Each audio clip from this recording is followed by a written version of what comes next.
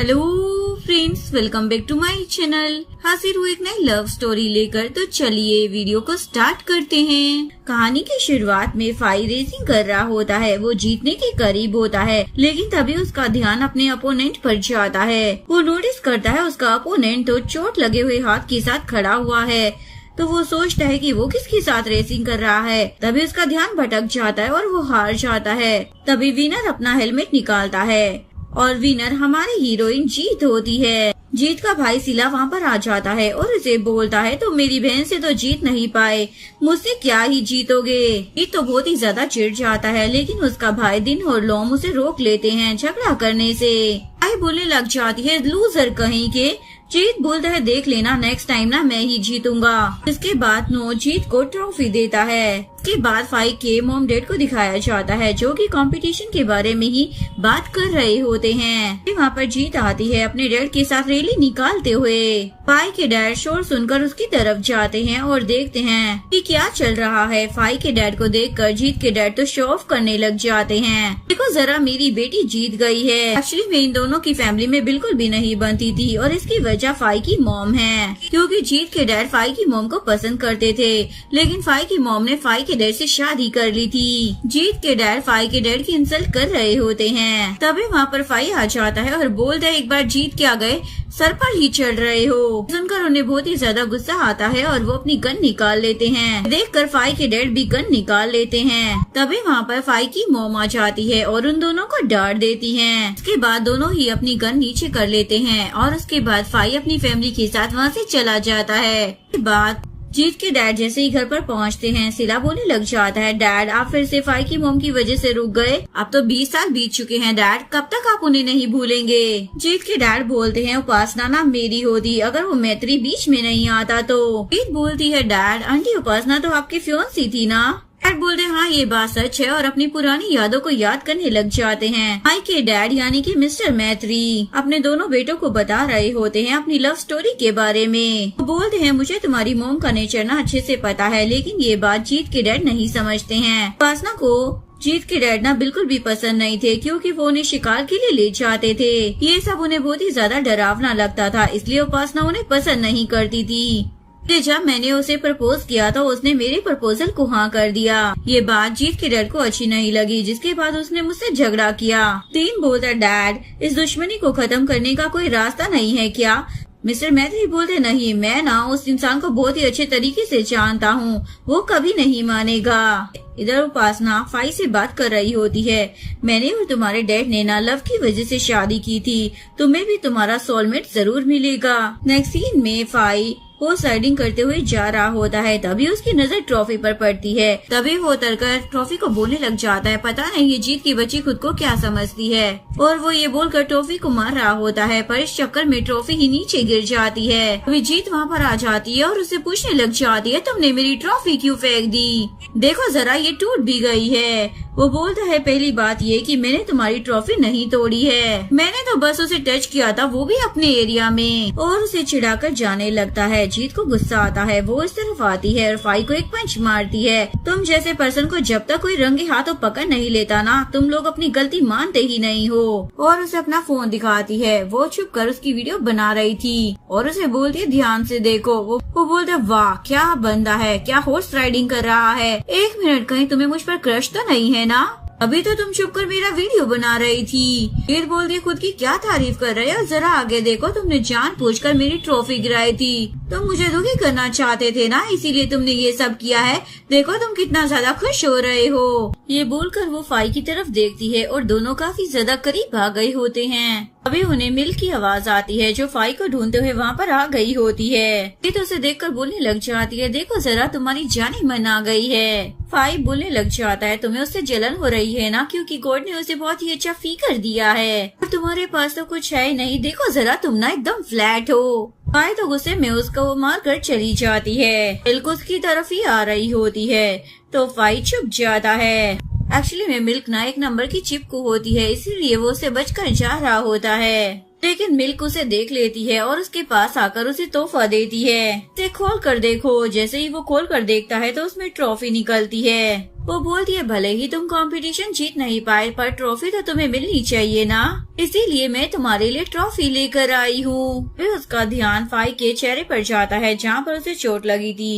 Actually मेजीत ने उसे मुक्का जो मारा होता है। फाई उसे झूठ बोलने लग जाता है, अरे मैं टकरा गया था। जीत भी पेड़ के पीछे छुपकर उन्हें देख रही होती है और उनकी नकल उतार रही होती है। सोचने लग जाती है कि सच में मैं फ्लैट हूँ और गुस्से में घर आ जाती है। उसके बाद वो खुद को मिरर में देखती है और सपना देखने लग जाती है जैसे उसने बहुत ही ज्यादा प्यारी सी ड्रेस पहनी है। तभी मिल्क उसके पास आती है और उसकी हॉटनेस देखकर शॉक हो जाती है, क्योंकि मिल्क उसके सामने हाइट में भी बहुत ज्यादा छोटी लग रही थी। ये सपना देखकर जीत तो बहुत ही ज्यादा खुश हो रही होती है। तभी कोई जीत को आवाज लगाता है जिसके बाद उसका सपना टूट जाता है। इधर फाई फार्म में काम कर रहा होता है। तभी सांप आकर उसे बोलने लग जाता है, तुमसे कोई लड़की मिलने के लिए आई है।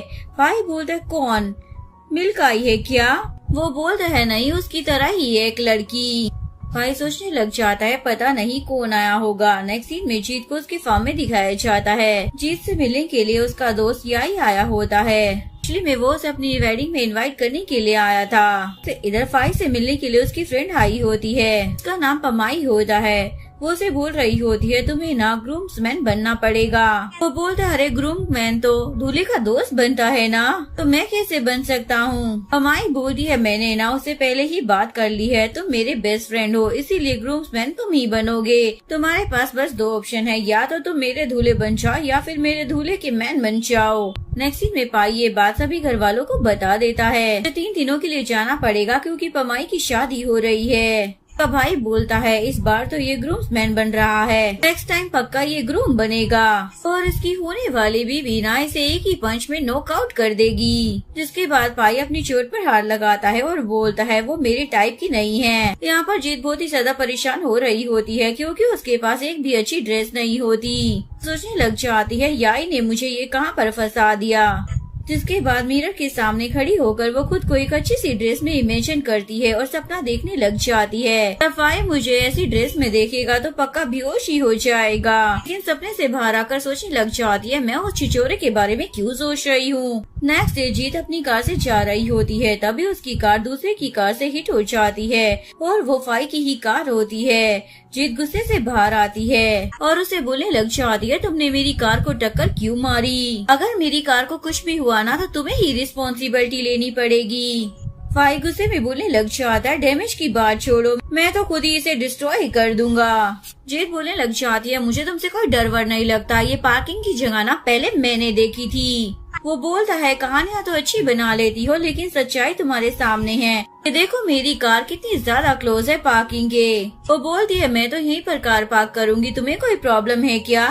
फिर वहाँ पर मिल्क आ जाती है और बोलती है, ये पार्किंग का स्पेस ना मेरे सैलून की शॉप के लिए है। पाई मुझसे मिलने के लिए आया है, तो तुम बीच में क्यों आ रही हो? कहीं ऐसा तो नहीं है कि तुम्हें पाई पर क्रश है? मैंने तुम्हें कई बार देखा है। जीत मिल्क को परेशान करने के लिए फाई के क्लोज आकर बोलने लग जाती है, अगर मैं इसे पसंद नहीं करती तो बताओ जरा, मैं कि इससे बार बार झगड़े करती। और उसका हाथ पकड़ लेती है, साथ ही उसे फ्लाइंग किस देकर चली जाती है। मिल्क तो बस चिल्लाती रह जाती है और वो साग का हाथ पकड़कर बोलने लग जाती है, देखो ना वो मुझे बोलकर गई है कि वो तुम्हें मुझसे छीन लेगी। लेकिन उसका चेहरा देखने के बाद वो पीछे हट जाती है और बोलती है, तुम्हारा बॉस कहाँ पर गया? वो बोलता है, वो तो गए। नेक्स्ट सीन में जीत नो की शॉप में आई होती है ड्रेस बनवाने के लिए। वो उसे पूछने लग जाता है, बताओ इस बार तुम्हें क्या चाहिए? बताओ तुम्हें किस टाइप की जीन्स चाहिए, मैं तुम्हारे लिए बना दूंगा। वो बोलती है, मुझे इस टाइप का ऐसा कुछ नहीं चाहिए। और वो उसे अपनी फरमाइश बताने लग जाती है, लेकिन उसे उसकी बातें समझ नहीं आ रही होती। वो बोलता है, ठीक है, तुम्हें पार्टी में जाने के लिए ड्रेस चाहिए ना, तो मैं तुम्हारे लिए तैयार कर दूंगा। पीछे से फाई आकर बोलने लग जाता है, अरे इसके पास तो कुछ भी अच्छा नहीं है दिखाने के लिए, और उसका मजाक उड़ा रहा होता है। वो उसे घुरकर देखने लग जाती है और नो को बोलने लग जाती है, मेरे लिए ना थोड़ी सी सेक्सी ड्रेस बना देना। वो बोलता है, ये तो प्रीवियस ऑर्डर से बिल्कुल हटकर है, तुम्हें सिंपल ड्रेस चाहिए थी ना, अब तुम्हें सेक्सी ड्रेस चाहिए। ठीक है कोई बात नहीं। जिसके बाद वो फाई को घुरकर देखने लग जाती है। नेक्स्ट सीन में ये दोनों शॉप से बाहर आ जाते हैं। जीत उसे बोलने लग जाती है, तुम मुझे जानबूझकर गुस्सा दिलाते हो ना, लेकिन मैं अपना टाइम ना तुम जैसे इंसान पर वेस्ट नहीं करूंगी। फाई बोलता है, मैंने सच ही तो बोला है, तुम्हारे पास है क्या दिखाने के लिए। वो उस पर चिल्लाने लग जाती है। वो बोलता है, ठीक है हम इस मैटर पर बहस नहीं करते हैं, वैसे भी बहस करने से तुम्हारा साइज थोड़ी बड़ा हो जाएगा। जिसके बाद वो उसे घुरकर देखती है, लेकिन वो तो उसे बाय कर चला जाता है। फाई तो चिढ़ती ही रह जाती है। इसके बाद जीत फाई का पीछा करती है। फाई यहाँ पर चुप रहा होता है क्योंकि मिल्क उसकी राह देख रही होती है। साग से पूछने लग जाती है, क्या तुम्हारा बॉस आ गया है। फाई साग को इशारा करने लग जाता है, उसे मत बताना कि मैं यहाँ पर हूँ। इसके बाद वो मिल्क को जैसे तैसे रोकता है। इसके बाद फाई चुपचाप वहाँ से चला जाता है और ये सब कुछ जीत भी देख रही होती है। वो सोचती है आखिर ये कहाँ जा रहा है और उसका पीछा करती है।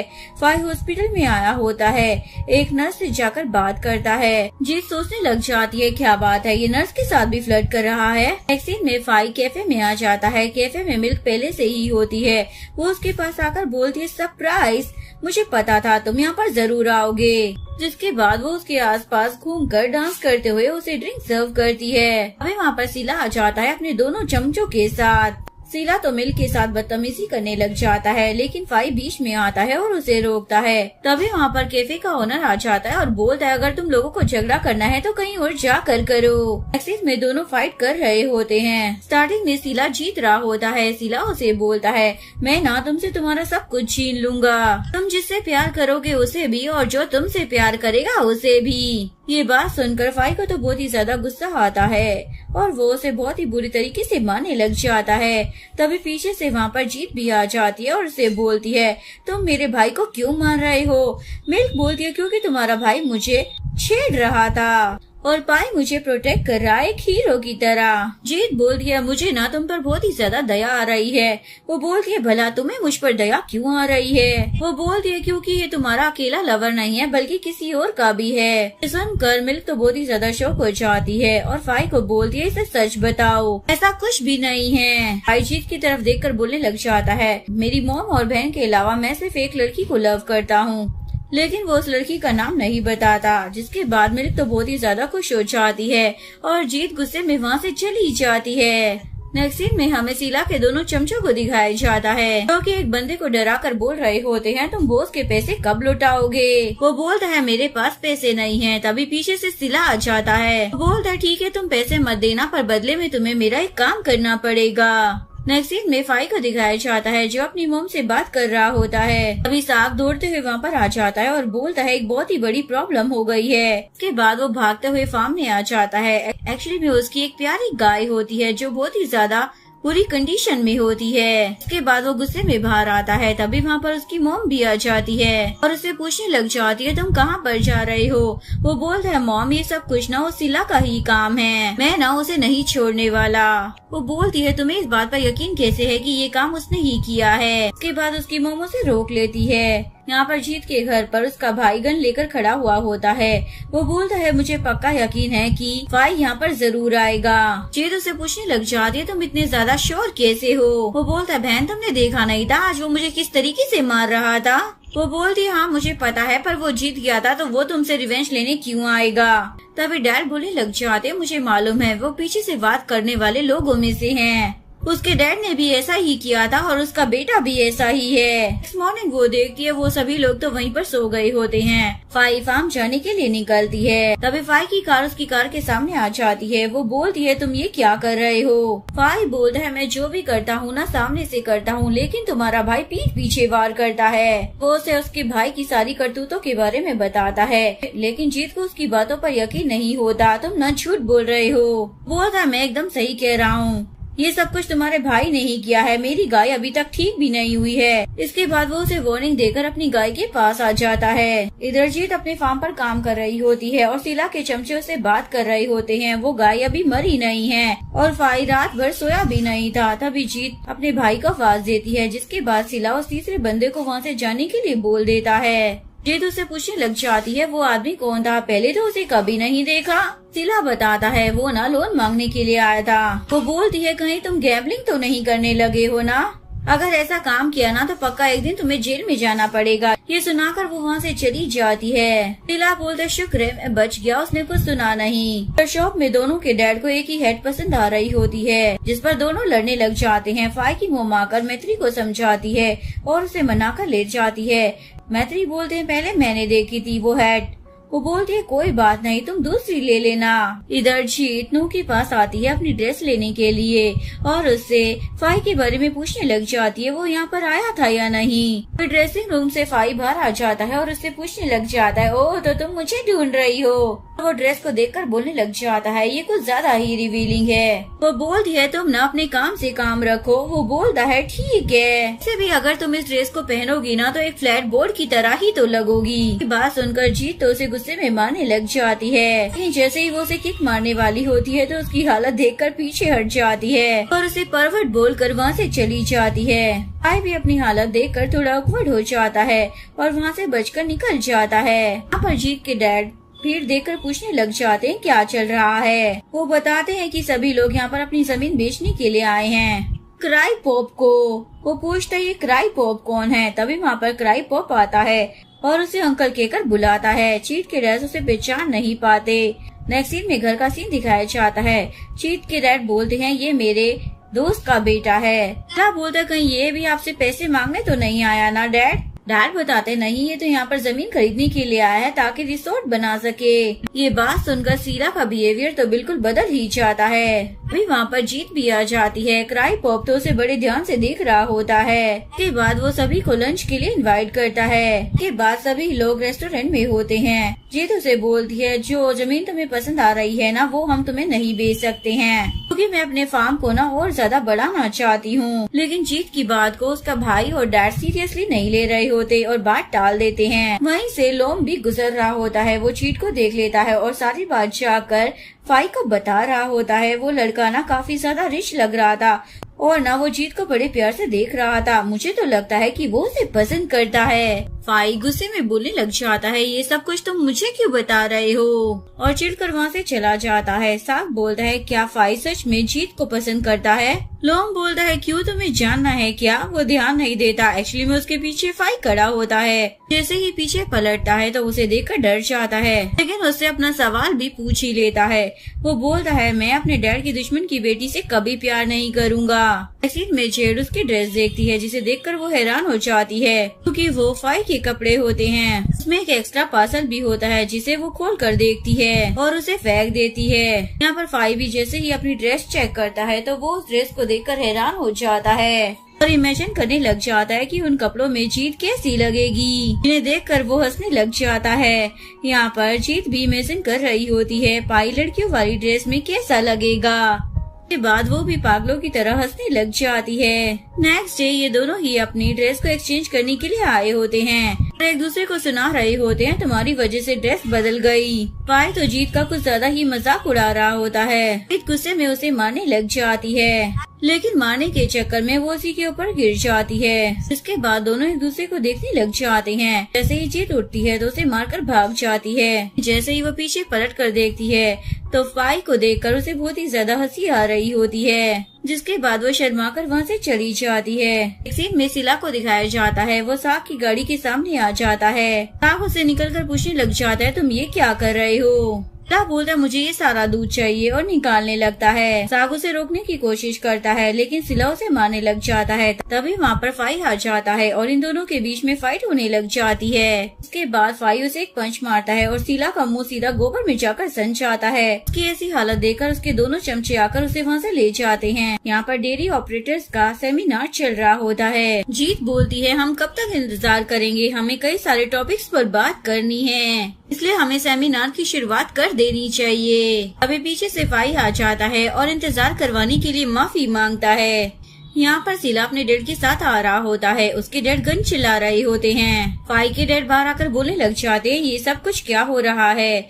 शीला के डैड बोलने लग जाते हैं तुम्हारा बेटा कहाँ है, तुमने उसे कहाँ छुपा कर रखा है। देखो जरा उसने मेरे बेटे की क्या हालत कर दी है। अभी वहाँ पर दिन आ जाता है साग के साथ और वो सारी सच्चाई बता देता है। मिस्टर मैत्री बोलते हैं, सुन लिया ना तुमने अपने बेटों की करामातों के बारे में। वो बोलता है, मुझे इस पर विश्वास नहीं है, मुझे बस मेरे बेटे पर विश्वास है। फाई की मॉम बोलने लग जाती है, हमारे पास कोई सबूत नहीं है इसलिए हम कुछ नहीं कह सकते, और उन्हें वहाँ से जाने के लिए बोलती है। इधर ये दोनों सेमिनार से बाहर आते हैं। जीत अपनी गाड़ी को स्टार्ट करने की कोशिश करती है पर वो स्टार्ट नहीं होती, जिसके बाद वो अपनी कार को चेक करती है। भाई आकर पूछने लग जाता है, क्या तुम्हें कोई हेल्प चाहिए?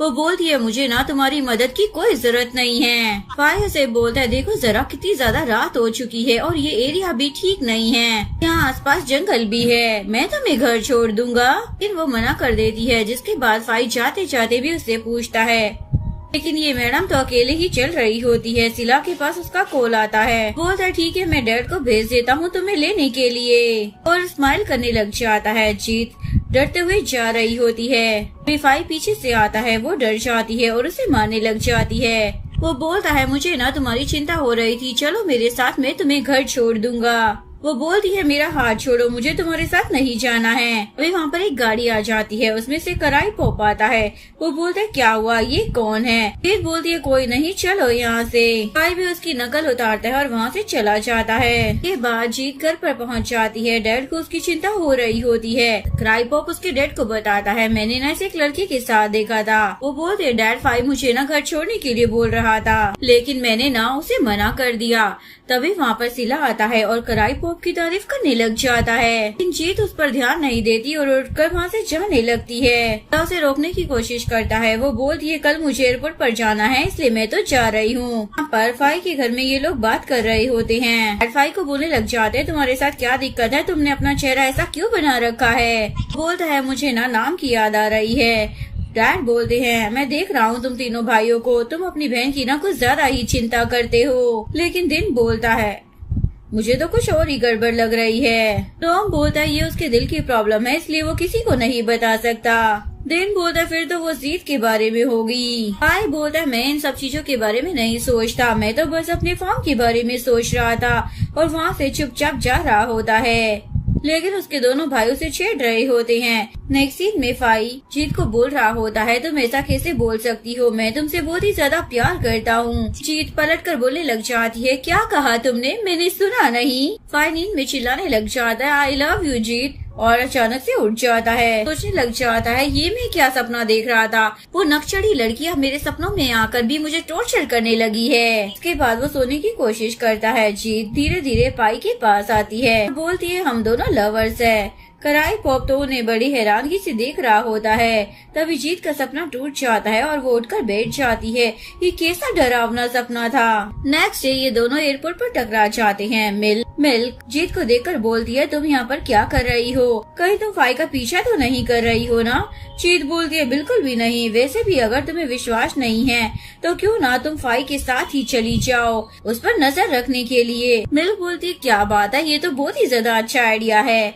बेचारे फाई का तो चेहरा ही उतर जाता है और उसे बोलता है, मिल्क मैं ना भी बिजनेस के लिए जा रहा हूँ, नेक्स्ट टाइम हम दोनों जरूर साथ में चलेंगे। मिल्क बोलती है, पर मेरी एक कंडीशन है, अगर तुम मुझे किस करोगे ना तो मैं तुम्हें जाने दूंगी। जिसके बाद फाई बड़ी मुश्किल से उसे मनाकर चला जाता है। मिल्क तो उसके ख्वाबों में ही खो जाती है। तभी उसके सामने एक लड़का आ जाता है और उससे पूछने लग जाता है, मैडम आपकी तबीयत तो ठीक है ना? लेकिन मिल्क तो फाई को ढूंढने लग जाती है और वहाँ से जाने की कोशिश करती है, लेकिन इस चक्कर में उस लड़के से टकरा जाती है और उस लड़की का सामान गिर जाता है। वो बोलता है, कोई बात नहीं, मैं खुद उठा लूंगा, मैं थोड़ा जल्दी में हूँ, और वहाँ से चला जाता है। इसके बाद जीत अपनी सीट पर आकर बैठती है। बेचारी की किस्मत इतनी खराब थी कि उसके बाजू में फाई ही बेटा होता है। जीत उठकर बोलने लग जाती है, मुझे ना अपनी सीट बदलनी है। फाई बोलता, तुम में इतनी हिम्मत नहीं है ना कि तुम यहाँ पर बैठ सको, इसीलिए मुझे अवॉइड कर रही हो। जीत उसकी बात सुनने के बाद वापस आकर बैठ जाती है। फाई बिस्किट खा रहा होता है, तभी उसे खांसी आ जाती है और वो जीत की तरफ ही खांस रहा होता है, जिस वजह से जीत के कपड़े गंदे हो जाते हैं। जिसके बाद वो अपने साफ करने लग जाती है और उसे गालियाँ दे रही होती है। फाई उसका मुंह बंद कर देता है। अचानक से उसे दूर हटकर अपनी नाक बंद करते हुए बोलता है, तुमने क्या खाया था? जीत तो बहुत ही ज्यादा एम्बेरस्ड हो जाती है और उसे बोलती है, अगर तुम चुप नहीं हुए ना तो मैं चिल्ला चिल्ला कर सबको बोलूंगी तुम मुझे परेशान कर रहे थे। ये सारी हरकतें ये लड़का भी देख रहा होता है और बहुत ही ज्यादा हंस रहा होता है। उसके बाद जीत अपना लगेज लेने के लिए जाती है। ये लड़का उससे पूछता है, क्या आपकी होटल में बुकिंग हो चुकी है? वो बोलती है हाँ और उसे होटल का नाम भी बता देती है। बोलता, अरे वाह क्या इत्तेफाक है, मैं भी वहीं पर जा रहा हूँ। वो उसे अपना नाम प्रयोग बता देता है। जीत भी उसे अपना नाम बताती है और उसे चलने के लिए बोलती है। इसके बाद फाई एयरपोर्ट से बाहर आता है। उसे वहाँ पर कोई लेने के लिए आया था। जैसे ही वैन का गेट खुलता है तो जीत और फाई एक दूसरे को देखकर हैरान हो जाते हैं। फाई बोलता है, दुनिया सच में बहुत ही ज्यादा छोटी है। इसके बाद जब वैन में ये लोग जा रहे होते हैं तो फाई उसके ऊपर गिर जाता है तो वो उसे धक्का दे देती है और उस पर अपना गुस्सा निकालने वाली होती है, लेकिन तभी उसे अपनी इमेज का ख्याल आ जाता है और वो प्रयोग को बोलती है, वो देखो वहाँ पर। जैसे ही वो बाहर देखता है तो जीत अपना बदला ले लेती है। के बाद ये लोग रिसोर्ट में पहुँच जाते हैं। फाई उसे बोलता है, तुम्हारी आंखें बहुत ही अच्छी हैं, तुम एक अमीर बंदे को फंसाने की कोशिश कर रही हो ना? जीत बोलती है, तुम्हारे मन में ना सिर्फ बुरे ख्याल ही आते हैं। मैं अगर किसी से प्यार करूंगी ना तो पैसों के लिए नहीं करूंगी, और उसे मारकर चली जाती है। अभी जीत को उसका फ्रेंड दिखता है तो वो उसे जाकर हक कर लेती है। के बाद वो उसके पीछे जाता है लेकिन उसे जीत कहीं पर दिखाई नहीं देती। पीछे से पमाई आकर बोलती है, तुम आ गए। यहाँ पर आई जीत को उसका रूम दिखा रहा होता है। उसे बोलता है, तुम यहाँ पर आराम करो। यहाँ पर पिमाई भी फाई को उसका रूम दिखा देती है। इसके बाद जीत यहाँ पर आराम कर रही होती है। तभी फाई उसके पास आ जाता है और उसका मजाक उड़ाते हुए बोलता है, यहाँ बैठकर नॉवल पढ़ी जा रही है। फिर वहाँ पर प्रयोग आ जाता है और जीत से पूछने लग जाता है, क्या मैं तुम्हारे साथ वॉक पर चल सकता हूँ? जीत उसे बोलती है, तुम तो नोबल की हीरो की तरह आई हो प्रिंस बनकर, और उसके साथ चली जाती है। जिसके बाद फाई गुस्से में उस नोबल को ही फेंक देता है। इधर सिला क्राइपोप के साथ होता है। क्राइपोप बोलता है, मुझे नहीं मालूम था कि तुम इस तरीके के काम भी करते हो। बोलता है, ये तो मेरा साइड बिजनेस है। इधर फाई जीत का इंतजार कर रहा होता है। पमाई आकर पूछने लग जाती है, तुम यहाँ पर क्यों खड़े हो? बोलता है, ये सब छोड़ो, ये बताओ तुम मुझे अपने होने वाले हस्बैंड से कब मिला रही हो? और ये क्यों नहीं अभी मिला देती हूँ। जैसे ही वो ग्रूम को देखता है तो हैरान हो जाता है कि वो यही होता है जीत का दोस्त।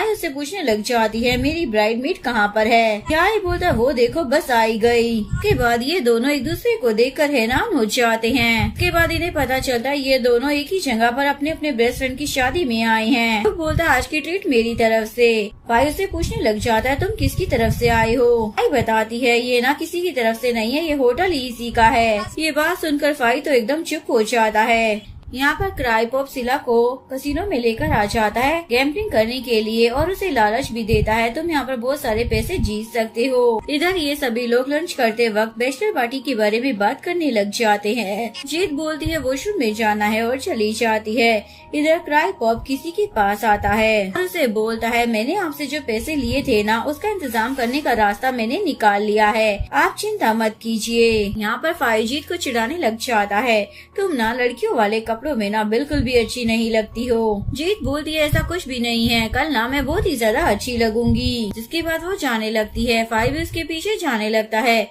जीत उससे पूछने लग जाती है, तुम मेरा पीछा क्यों कर रहे हो? लेकिन फाई तो उसके और भी ज्यादा करीब आ जाता है। जिसके बाद जीत चिल्लाने लग जाती है, मुझसे दूर हटो। लेकिन तभी पमाई पूछने लग जाती है, क्या हुआ? एक्चुअली में ये उसका सपना था। बेचारा फाई तो बहुत ही ज्यादा दूर खड़ा होता है। जीत तो बहुत ही ज्यादा एम्बेरस हो जाती है और उससे पूछती है, ये बताओ तुम मेरा पीछा क्यों कर रहे थे? वो बोलता है, यहाँ पर मेरा भी रूम है, तुम्हारे रूम की चाबी गिर गई थी। यहाँ पर सिला अपने डैड को बता रहा होता है क्राइपोप ना बहुत ही ज्यादा रिच है और वो बस ऐसे ही क्राइपोप के गुण गा रहा होता है।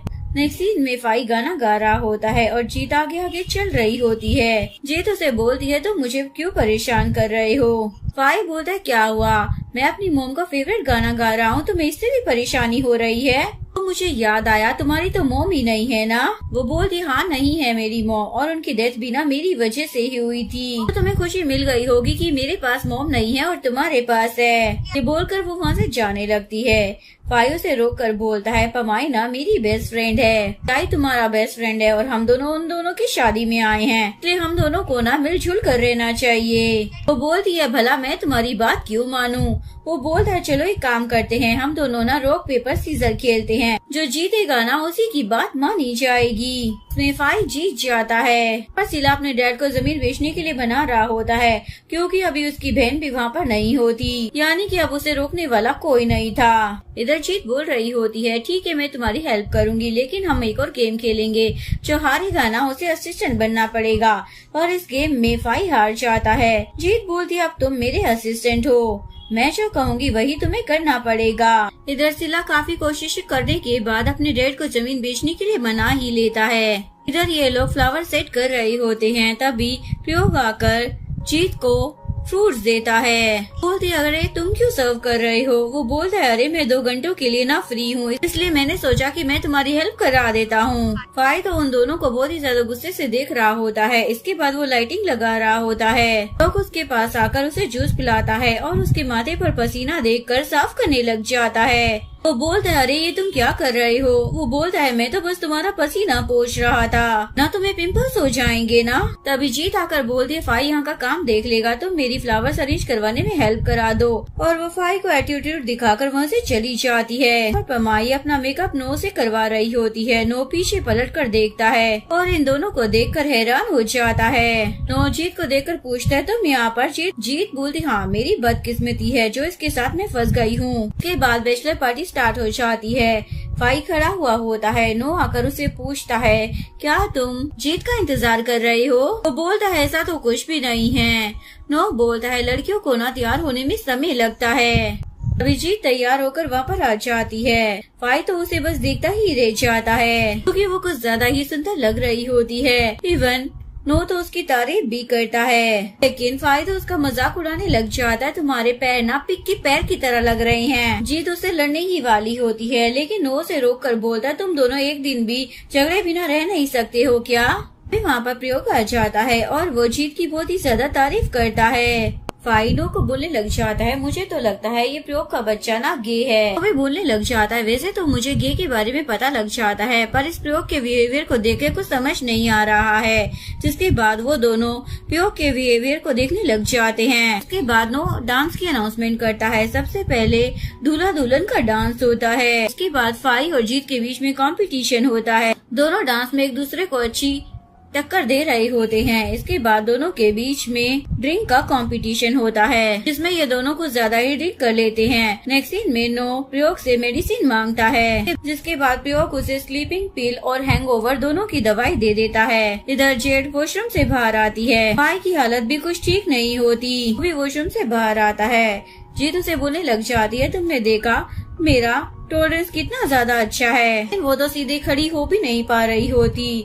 वो पमाई से दूर हटने की कोशिश करती है, लेकिन इस चक्कर में वो गिरने वाली होती है, पर प्रयोग आकर उसे संभाल लेता है। इसके बाद दूल्हा दुल्हन उन दोनों को संभालते हुए उनके रूम में लेकर जा रहे होते हैं। एक सर्वेंट प्रयोग को बुलाने के लिए आती है। काम होता है इसलिए वो चला जाता है। जाते जाते पमाई को भी वोमिट जैसा फील होने लग जाता है। इसके बाद याई पमाई को अपने साथ ले जाता है और नो को जीत की जिम्मेदारी दे देता है। वो इन दोनों को कमरे में लेकर आ जाता है। इसके बाद वो उन दोनों को हैंगओवर की मेडिसिन खिला देता है, लेकिन जैसे ही वो मेडिसिन को चेक करता है तो हैरान हो जाता है में उसने गलती से इन दोनों को स्लीपिंग पिल खिला दी होती है। इसके बाद वो उन दोनों को अच्छे से सुला देता है। उसने भी स्लीपिंग पिल खा ली होती है, इसलिए वो भी वहीं पर बेहोश हो जाता है। में उसके पास प्रयोग का कॉल आता है। इसके बाद वो जल्दी से उठता है और अपना चेहरा देखकर थोड़ा सा मेकअप करने लग जाता है, लेकिन जल्दी के चक्कर में उसका लिप टेंट जीत के कपड़ों पर गिर जाता है। इसकी वजह से वो ब्लड जैसा दिखने लग जाता है। वो तो वहाँ से चला जाता है। सीन में मिल्क को एयरपोर्ट पर दिखाया जाता है। यहीं पर प्रयोग भी होता है। फिर वहाँ पर नो आ जाता है। एक्चुअली में उसकी फ्लाइट थी, इसलिए वो वापस जा रहा होता है। इसके बाद वो मिल्क को देख लेता है और दूर से ही उसे हाई कर देता है। यहाँ पर फाई नींद में उठकर वॉशरूम जाता है, जाकर चुपचाप वैसे ही सो जाता है। यहाँ पर प्रयोग किसी गेस्ट को रिसीव करने के लिए आया होता है। उनकी वैन में मिल्क भी बैठी होती है, क्योंकि वो भी उसी के रिसोर्ट में जा रही होती है। और इधर ये दोनों बड़े मजे से साथ में सो रहे होते हैं। जैसे ही जीत की नींद खुलती है तो उसे पूछने लग जाती है तुम मेरे रूम में क्या कर रहे हो? बोलता मुझे कुछ नहीं मालूम मैं यहाँ पर कैसे आया।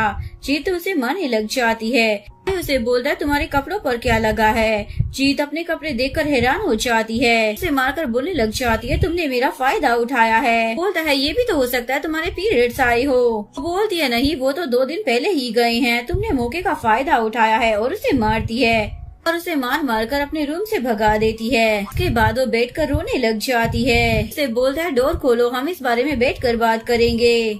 वो बोलती है मुझे ना तुम्हारी आवाज नहीं सुननी है, तुम जाओ यहाँ से। उसे काफी ज्यादा बोलता है प्लीज गेट खोलो, लेकिन वो नहीं सुनती। इधर मिल्क होटल में पहुँच चुकी होती है। वो फाई के रूम के बारे में पूछती है। फाई जैसे ही अपने रूम का दरवाजा खोलता है तो वो मिल्क को वहाँ पर देखकर हैरान हो जाता है। मिल्क तो उसके चिपक ही जाती है। फाई उसे बोलता है तुम यहाँ पर कैसे आई, तुम्हें मेरा एड्रेस किसने दिया। बताती है मैंने तुम्हारे भाई दिन से पूछ लिया था। फाई बोलता है वो ऐसा कैसे कर सकता है। पिछली में मिल्क ने दिन के कान में गुदगुदी कर उससे सच उगलवा लिया होता है। उसके बाद ये मैडम सीधा यहाँ पहुँच गई थी। तो बहुत ही ज्यादा परेशान हो जाता है। जीत यहाँ से जा रही होती है। मिल्क जैसे ही जीत को देखती है तो उसे आवाज लगाकर रोक लेती है और बोलती है तुम पाई को फॉलो कर रही हो ना, पहले तुम मुझसे झूठ बोल रही थी। वो बोलती है ऐसा कुछ भी नहीं है, अगर कोई किसी को फॉलो कर रहा है ना वो फाई है, मैं नहीं। बिल्कुल उसे झूठ बोल देती है। रात को ही फाई ने ना मेरे लिए यहाँ की टिकट करवा दी थी, तभी तो मैं यहाँ पर आई हूँ, क्योंकि वो ना मुझसे जरा भी दूर नहीं रह सकता है। जीत ये सुनकर वहाँ से जाने लगती है। उसे बोलने लग जाती है अगर तुम्हें मेरे साथ कहीं भी जाना हो ना तो तुम फाई के रूम में आ जाना, मैं तुम्हें वहीं पर मिलूंगी। इधर क्राई पॉप्सिला को पट्टी पढ़ा रहा होता है। अगर तुम्हें पैसों की जरूरत हो ना तो मेरे बॉस से उधार ले लेना, वो ना काफी ज्यादा अच्छे इंसान है, मैं तुम्हारी पैसे दिलवाने में हेल्प करवा दूंगा। इधर जीत बहुत ही ज्यादा गुस्से में होती है। ये दोनों आकर पूछने लग जाते हैं क्या हुआ।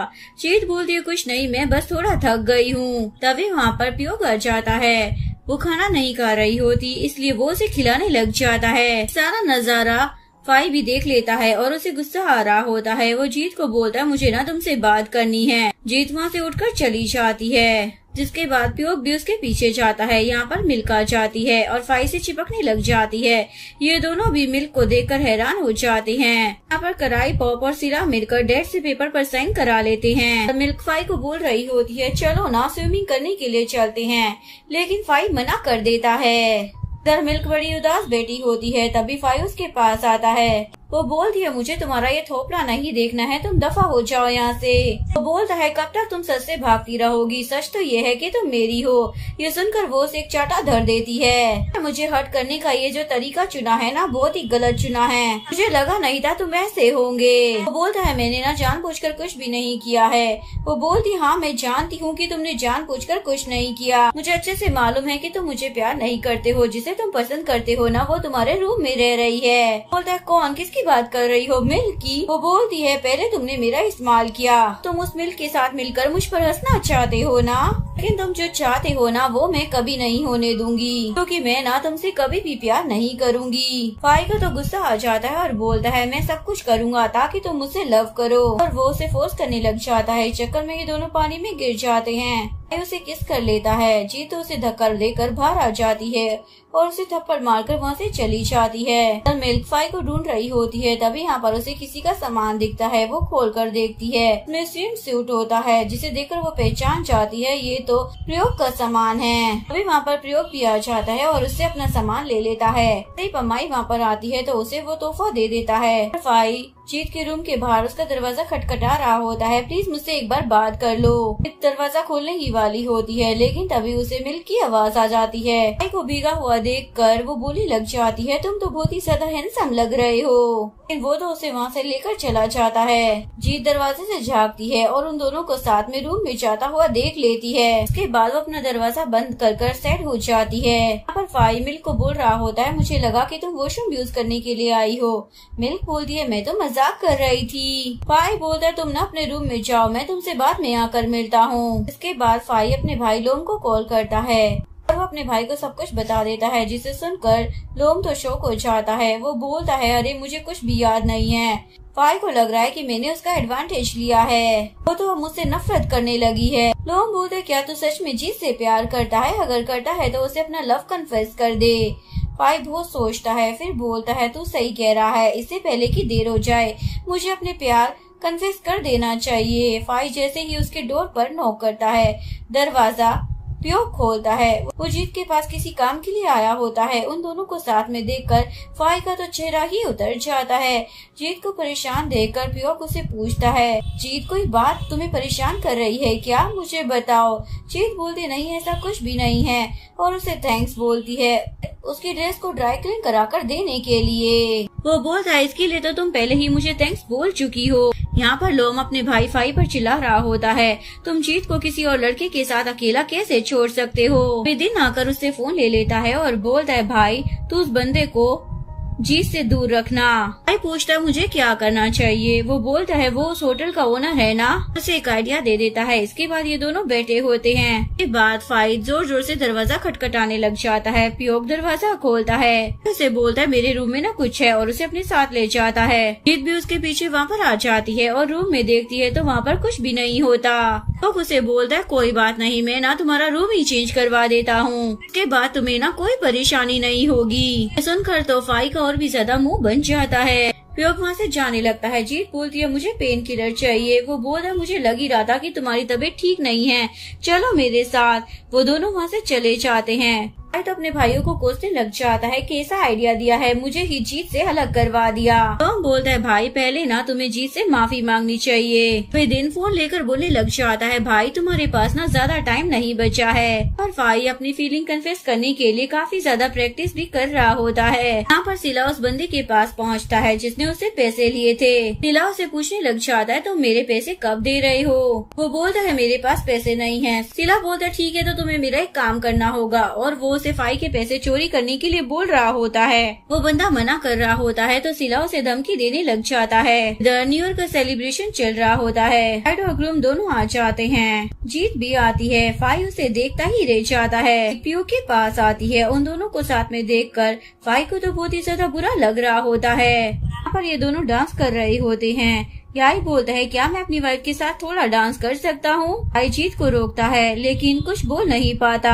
फिर वहाँ पर पियो को आ जाता है और उससे डांस के लिए पूछता है। इसके बाद जीत उसके साथ डांस करने लग जाती है और यहाँ पर मिल्का भी फाई का इंतजार कर रही होती है। फाई को बड़ी मुश्किल से मौका मिलता है जीत के साथ बात करने का। वो उसे अपनी फीलिंग कन्फेस करता है और जीत उसे देखकर मुस्कुरा रही होती है। भाई भी मुस्कुराने लग जाता है। तभी पमाई आकर उसे स्माइल करता हुआ देख लेती है। वो बोलती है, अरे ओ सपनों से जाग जाओ, तुम्हारे लिए अपॉर्चुनिटी क्रिएट कर दी है, मैं जीत को अपने साथ लेकर आई हूँ, पर इस बार प्लान फेल मत होने देना। वहाँ पर जीत आ जाती है। फाई उसे बोलता है, मैंने ना कुछ भी जानबूझकर नहीं किया, गलती से हो गया, लेकिन ये आधा सच है, तुम्हें ना मेरी फीलिंग्स के बारे में नहीं पता है। जीत तो उसे थप्पड़ मार देती है और बोलती है, सच मैं बताती हूँ, सच तो ये है कि तुम मुझसे बदला लेना चाहते थे। और वो उसे कुछ भी कहने का मौका नहीं देती और वहाँ से चली जाती है। यहाँ पर सिला फाई के फार्म में पहुँच जाता है। तभी फाई की कार आती है। ये लोग पीछे से आकर मार देते हैं। जब उसका फेस देखते हैं तो हैरान हो जाते हैं क्योंकि ये फाई नहीं होता। वो वर्कर सिला को पहचान जाता है। दोनों चमचे बोलते हैं, भाई इसने तो आपका फेस देख लिया है, हमें जेल जाना पड़ेगा। सिला इन दोनों चमचों को बोलता है, इसको मार दो। इधर मिल्क फाई का इंतजार कर रही होती है। फाई बोलता है, तुम यहाँ क्या कर रही हो। मिल्क बोलती है, तुम्हारा इंतजार, तुम्ही ने तो कहा था।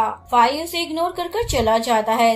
इधर सिला और उसके दोनों चमचे बाइक से भाग रहे होते हैं। तभी नो की कार अचानक से रुक जाती है। वो जैसे ही वो पीछे पलट कर देखता है तो वहाँ पर आग लगी होती है। वो जोर जोर से चिल्लाने लग जाता है। यहाँ पर न्यू ईयर की पार्टी चल रही होती है। नो दौड़ते हुए वहाँ पर आ जाता है और सभी को बताता है आग लग गई है, लेकिन कोई भी उसकी बात नहीं सुन रहा होता। जिसके बाद वो स्टेज पर चढ़कर माइक छीनने लग जाता है और अनाउंसमेंट करता है कि आग लग गई है। इधर पमाई फाई से पूछने लग जाती है, क्या हुआ, काम हुआ या नहीं। बोलता है, कुछ भी नहीं हुआ। जिसके बाद वो याई को आकर बोलती है, ये ना कुछ ज्यादा ही परेशान लग रहा है। और जीत को सुनाते हुए बोलती है, मुझे लग रहा है कि फाई का दिल टूट गया है। और जीत से पूछती है, क्या तुम्हें इस बारे में कुछ पता है। बोलती है, मुझे कैसे पता होगा। इधर ये लोग आग बुझाने की कोशिश कर रहे होते हैं।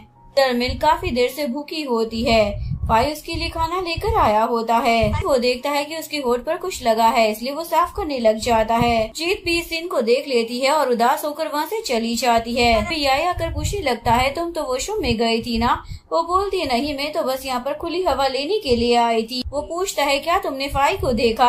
वो बोलती है, वो अपनी गर्लफ्रेंड के पास होगा ना। ये सुनकर ये दोनों तो स्माइल करने लग जाते हैं। उनका काउंटडाउन स्टार्ट होने वाला था, इसलिए ये सभी लोग जा रहे होते हैं। यहाँ पर मिल्क फाई का पीछा ही नहीं छोड़ रही होती। याई और बमाई बोलने लग जाते हैं, हमें ना इसे फाई से अलग करना पड़ेगा। मिल्क फाई को बोलने लग जाती है, हम यहाँ से चलते हैं, हम कहीं और जाकर न्यू ईयर सेलिब्रेट करेंगे। सुनकर जीत ही बोलने लग जाती है, मेरा सर दुख रहा है इसलिए मैं ही यहाँ से जा रही हूँ। फाई भी उसके पीछे जा रहा होता है, लेकिन मिल्क उसका हाथ पकड़ लेती है और बोलती है, मेरा पेट दुख रहा है। तभी पमाई आकर बोलती है, तुम जाओ, इसको हम देख लेंगे। यहाँ पर इन लोगों को पता चलता है जिस वर्कर को सिला ने मारा था वो आईसीयू में है। इन अपने मॉम डैड को बताता है, उसे ना किसी ने बुरी तरीके से मारा है और उसके ब्रेन में इंजरी हुई है। बोलती है, तुम ये बात फाई को मत बताना, उसे बड़ी मुश्किलों से खुद के लिए समय मिला है। यहाँ पर ये लोग मिल्क को रोक नहीं पाते। फाई जीत के पीछे आकर खड़ा हो जाता है।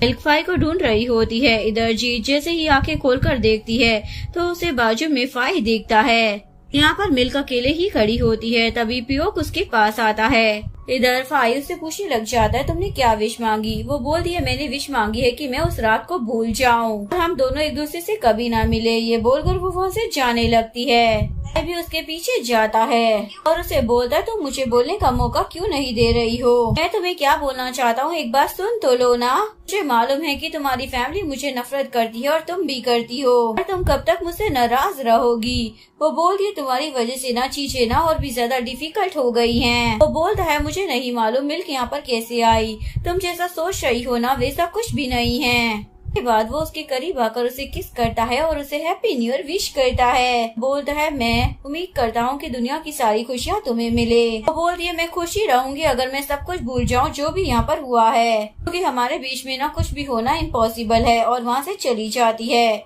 चिल्लाने लग जाता है, पॉसिबल क्यों नहीं है, मैं ऐसे हार नहीं मानूंगा। यहाँ पर मिल्क पियोक के साथ ही फायरवर्क्स देखने लग जाती है। वो उसके साथ फोटो भी क्लिक करा रही होती है। नेक्स्ट डे ये तीनों जीत के पास जा रहे होते हैं। तभी पियोक आकर बोलता है, वो तो ऑलरेडी चली गई है, मैं ही तो मॉर्निंग में उसे एयरपोर्ट पर छोड़ कर आया हूँ। सुनकर याई और पमाई को फाई के लिए बहुत ही ज्यादा बुरा लगता है। यहाँ पर जीत जैसे ही एयरपोर्ट पर उतरती है तो क्राई पॉप उसे लेने के लिए आया होता है। यहाँ पर मिल्क चेकआउट कर रही होती है। पियोक उसे कल रात की फोटोज प्रिंट आउट करवा कर दे देता है। वो उसे बाय कर वहाँ से चली जाती है। जीत घर पर आने के बाद अपने डैड को बोलती है, आपको क्राई पॉप को भेजने की जरूरत नहीं थी, अपने आप भी घर आ सकती थी। पर फाई जैसे ही घर पहुँचता है तो उसे सारी कहानी पता चल जाती है और वो समझ जाता है कि ये सब कुछ सिला का ही काम है। के बाद वो उसे धोने के लिए जा रहा होता है, लेकिन उसकी फैमिली वाले उसे रोक लेते हैं। रिवेंज लेने से कोई फायदा नहीं है, वैसे भी हमारे पास उसके खिलाफ कोई सबूत भी नहीं है। इसके बाद फाई हॉस्पिटल में पहुँचता है। किम को होश नहीं आया होता। साक उसे बोलता है, मेरी ही गलती है, मुझे ना पार्टी में नहीं जाना चाहिए था। किम के डैड भी वहाँ पर आ जाते हैं अपने बेटे के लिए। फाई उन्हें बोलने लग जाता है, आप चिंता मत कीजिए, आपका बेटा ना जल्दी ठीक हो जाएगा। नो जीत को बता देता है, फाई की फार्म में ना आग लग गई थी। वो पूछती है, पुलिस इन्वेस्टिगेशन से कुछ पता चला क्या? नो बोलता नहीं, मगर मेरी कार के सामने से 3 लोग भागते हुए निकले थे। पीछे से फाई आ जाता है। वो इशारा कर रहा होता है कि वो बाइकर सिला और उसके 2 चमचे ही हो सकते हैं। जीत तो उसे झगड़ने लग जाती है। नो बोलता है, तुम रुको, मुझे ना तुमसे कुछ बात करनी है, और उन दोनों को अपनी शॉप में लेकर आ जाता है और उन्हें बताता है, बैचलर पार्टी वाली रात में ही तुम दोनों को ऊपर लेकर गया था। ये सुनकर जीत तो बहुत ही ज्यादा घबरा जाती है और बोलती है, क्या तुम्हें पता है इस बारे में? तुमने सब देखा था ना? नो हाँ बोल देता है। जिसके बाद जीत फाई की तरफ देखते हुए बोलती है, तो तुम्हें तसल्ली हो गई होगी ना, देखो यहाँ पर विटनेस भी है। इसके बाद जीत नो को बोलने का मौका ही नहीं देती और उसे बोलती है, मैं आपसे रिक्वेस्ट करती हूँ, प्लीज आप किसी को भी इस बारे में मत बताना, और वहाँ से भाग जाती है। नो बोलने लग जाता है, वो मुझसे नाराज हो गई है, मैं क्या करूँ? वो बोलता है, तुम कुछ भी मत करो, मैं जेंटलमैन हूँ और मुझे मेरी रिस्पॉन्सिबिलिटी के बारे में पता है। वहाँ से चला जाता है। नो अपनी लिप टिंट उठाकर बोलने लग जाता है, मेरे हाथ से बस लिप टिंट ही तो गिरी थी, लेकिन जीत मुझसे इतनी ज्यादा नाराज क्यों है? इधर फाई जीत के पीछे आता है। वो बोलती है, छोड़ो मुझे। वो बोलता है, मुझे ना तुमसे बात करनी है, लेकिन वो मना कर देती है, मुझे तुमसे कोई बात नहीं करनी। वो बोलता है, क्या तुम जोर जोर से चिल्लाकर सबको बताना चाहती हो। वो उसे अपने साथ लेकर जाने लगता है। तभी शीला आकर फाई को मारने लग जाता है और उसके दोनों चमचे भी वहाँ पर आ जाते हैं। तो अपने भाई को रोक कर बोलती है, वो मेरे पीछे नहीं आ रहा है, तुम जाओ यहाँ से। इसके बाद वो फाई को छोड़कर वहीं पर चली जाती है। फाई मार खाने के बाद भी स्माइल कर रहा होता है कि आज जीत ने उसकी साइड ली थी। इधर डैड अपनी बेटी से पूछने लग जाते हैं, क्या बात है, तुम उसकी साइड क्यों ले रही थी। वो बोलती है, ऐसा कुछ नहीं है डैड, हम लोग तो बस पार्किंग स्पॉट के लिए लड़ रहे थे। नेक्स्ट में फाई के दोनों भाइयों से बोल रहे होते हैं, जो कुछ भी हुआ मर्जी से हुआ या फिर तुमने उसका एडवांटेज लिया है। बोलता है, देखो भाई, मुझे ना कुछ भी याद नहीं है। ये दोनों भाई तो उसे छेड़ने लग जाते हैं। तभी उसे जीत वहाँ से जाती हुई दिखाई देती है, तो वो भी उसके पीछे चला जाता है और उसे कसकर हक कर लेता है। वो बोलती है, छोड़ो मुझे। वो बोलता है, पहले ये बताओ तुम मेरे फार्म में क्या करने के लिए आई थी। बोलती है, मैं तो देखने के लिए आई थी कि तुम्हारे फार्म में कितना ज्यादा डैमेज हुआ है। वो बोलता है, सॉरी, जितना तुमने सोचा था ना उतना डैमेज नहीं हुआ है। वो बोलती है, मैं ना पड़ोसी होने के नाते देखने आई थी, लेकिन अब नहीं आऊंगी। फाई मुस्कुराते हुए बोलने लग जाता है, तुम तो मेरी दुश्मन हो ना। वो बोलती है, तुम्हारे मन में चल क्या रहा है। वो बोलता है, मैं ना अपने दुश्मन को किस करने के बारे में सोच रहा हूँ। और फिर उसे छेड़ने लग जाता है। जीत उसे मार देती है तो फाई को जोर से लग जाती है। वो वहाँ से बचकर जाने लगती है, लेकिन फाई उसे दोबारा से पकड़ लेता है। बोलती है, छोड़ो मुझे। वो बोलता है, रुको जरा, मैं सबको बुलाता हूँ। सभी लोग यहाँ पर देखो, हमारे फार्म में ना चोर घुस गया है। जीत उसका मुंह बंद कर बोलने लग जाती है, मैं कोई चोर नहीं हूँ। बोलता है, नहीं तुम चोर हो। वो बोलती है, अरे मैंने चुराया ही क्या है। बोलता है, तुमने ना मेरा हाथ चोरी कर लिया है। मुझे नहीं पता कैसे और कब, पर जब मैंने अपना दिल ढूंढा ना तो वो तुम्हारे पास ही था। जीत तो मुस्कुराते हुए वहाँ से भाग जाती है। उसके बाद फाई के दोनों भाई आकर उसका मजाक उड़ाने लग जाते हैं। वो फाई और जीत की एक्टिंग कर रहे होते हैं, क्योंकि उन दोनों ने छुपकर उन दोनों को देख लिया होता है। इधर जीत भी फाई के ख्यालों में होती है। वो बोलती है, क्या तुम पागल हो।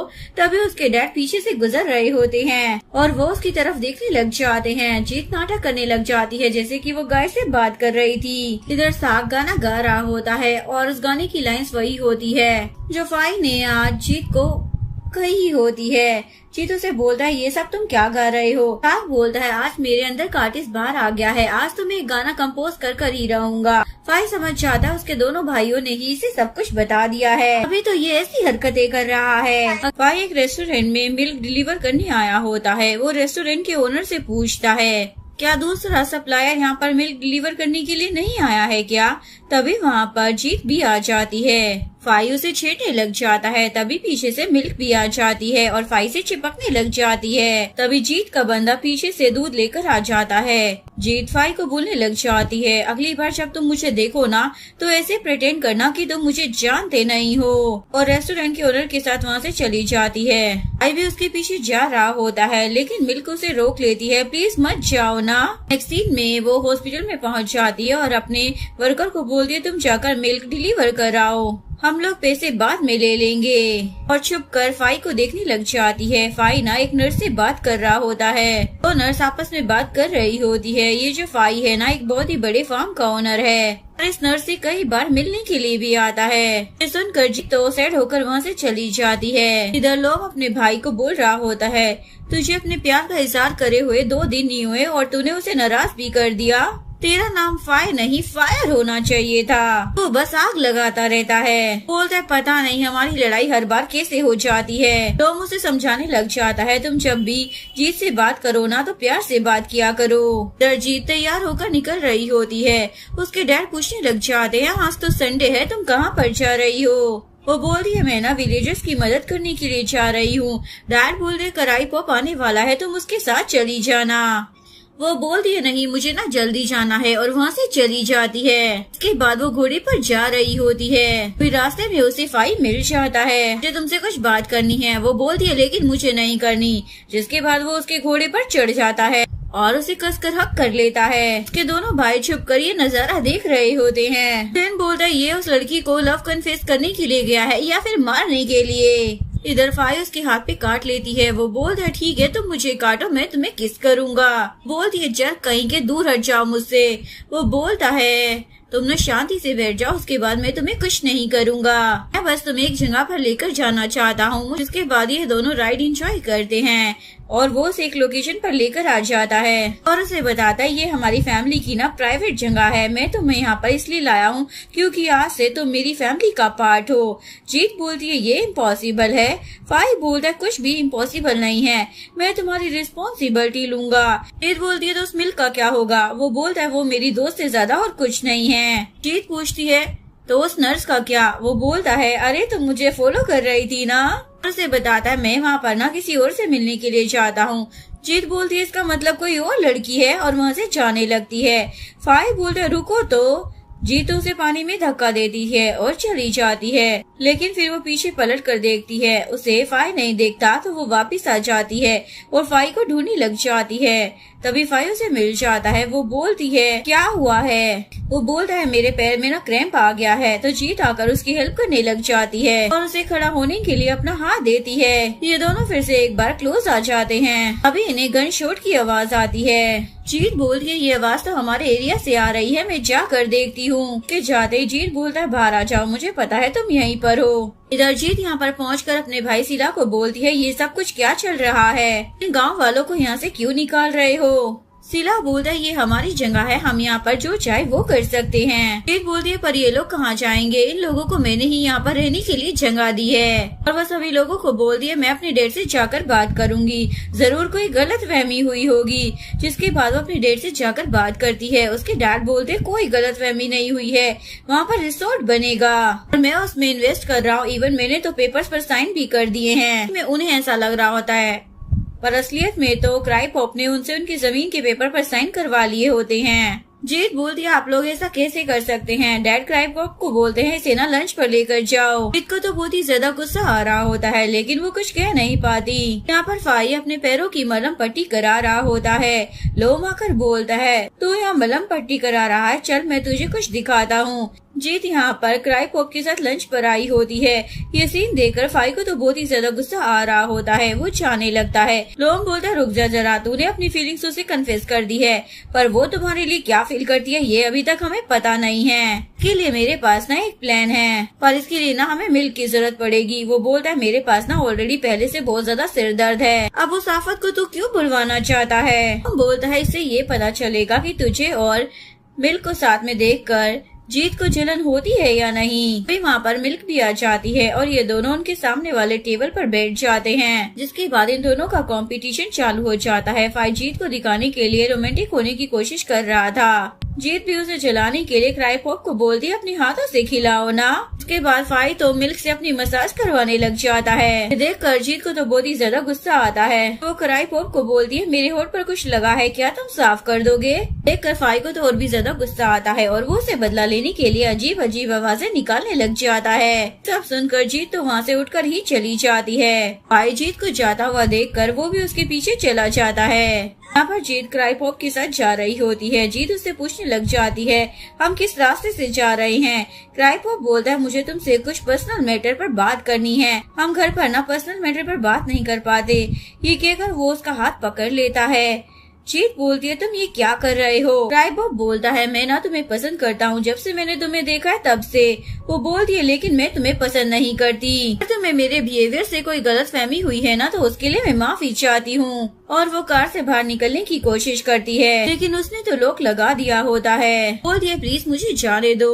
वो बोलता है जाने दूंगा, पहले मुझे किस्त तो दे दो। कार के दरवाजे पर नॉक होता है। जैसे ही क्राई पॉप दरवाजा खोलता है तो फाई उसे बहुत ही बुरी तरीके से मारता है और वो जीत को अपने साथ लेकर जाता है। जीत उससे पूछने लग जाती है ये क्या कर रहे हो? फाई बोलता अभी ना मैं बहुत ही ज्यादा गुस्से में हूँ, चुपचाप गाड़ी में बैठ जाओ और उसे ले जाता है। फाई जीत पर गुस्सा करते हुए बोलता है तुम उस बंदे के साथ खाना खाने क्यों गई थी? और अगर आज मैं तुम्हें बचाने के लिए नहीं आता तो तुमने सोचा भी था क्या हो जाता? बोलती है क्योंकि उस मिल्क को देखकर मुझे ना बहुत ही ज्यादा गुस्सा आ गया था और वैसे भी मैं उस क्राई पॉप से प्यार नहीं करती। वो बोलता है अच्छा तो तुम मुझसे प्यार करती हो? वो बोलती है तुम इतने ज्यादा हैंडसम भी नहीं हो। तभी वहाँ पर सिला की जीप आ जाती है। अजीब से उतरता है वो भी गन लेकर। ये देखकर जीत फाई को एक पंच मार देती है और ऐसे दिखाती है जैसे कि फाई उसका दुश्मन है। सिला पूछता है क्या हुआ है? वो बोलती है ये ना हमारा दुश्मन है। तभी एक बंदा कराई पॉप को लेकर उतरता है जो कि टूटी फूटी हालत में होता है। जीत बोलती जाओ यहाँ से, तो फाई वहाँ से जाने लगता है, लेकिन सिला उसे रोक कर बोलता है तूने ही कराई पॉप की ऐसी हालत की है ना। अभी जीत आकर बोलती है इसने कुछ नहीं किया और उसे वहाँ से जाने के लिए बोलती है। सीन में घर का सीन दिखाया जाता है। क्राइबॉब बोल रहा होता है मेरी तो किसी के साथ दुश्मनी भी नहीं है। यहाँ पर फाई अपने गांव पर सिकाई करा रहा होता है और अपने भाई को बोलता है उसने ना मुझे अचानक से हिट किया।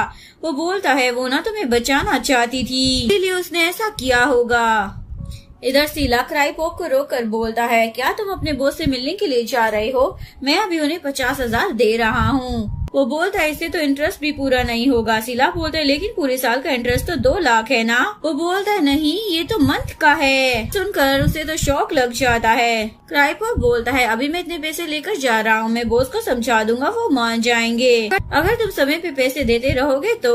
इधर दूसरा चमचा आकर बताने लग जाता है बॉस अभी किम जिंदा है, वो मरा नहीं है। सिला उन दोनों को बोलता है उस पर नजर रखना और सारी बातें मुझे बताते रहना। जीत जैसे ही घर पर आती है तो डैड उसे पूछने लग जाते हैं तुम्हें क्राइबॉब कैसा लगता है? जीत साफ साफ मना कर देती है मुझे वो बंदा ना बिल्कुल भी पसंद नहीं है। डैड पूछने लग जाते हैं क्या तुम किसी और को पसंद करती हो? जीत बोलती है पता नहीं, लेकिन उस क्राइबॉब को मैं कभी पसंद नहीं करूंगी। नेक्स्ट डे वो फार्म में होती है तभी उसके पास प्यूक आता है।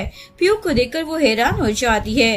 प्यूक उसे बताता है मैं यहाँ घूमने के लिए आया हूँ, हमारे जो फॉरेनर टूरिस्ट है ना उनके टूर के हिसाब से जगह देखने के लिए आया हूँ। यहाँ पर ना बहुत ही अच्छी जगह है हाइकिंग के लिए और राफ्टिंग के लिए। सिला भी इन दोनों को बात करते हुए देख रहा होता है। यहाँ पर फाई के पास याई और पमाई दोनों ही आ जाते हैं। वो दोनों को देखकर सरप्राइज हो जाता है।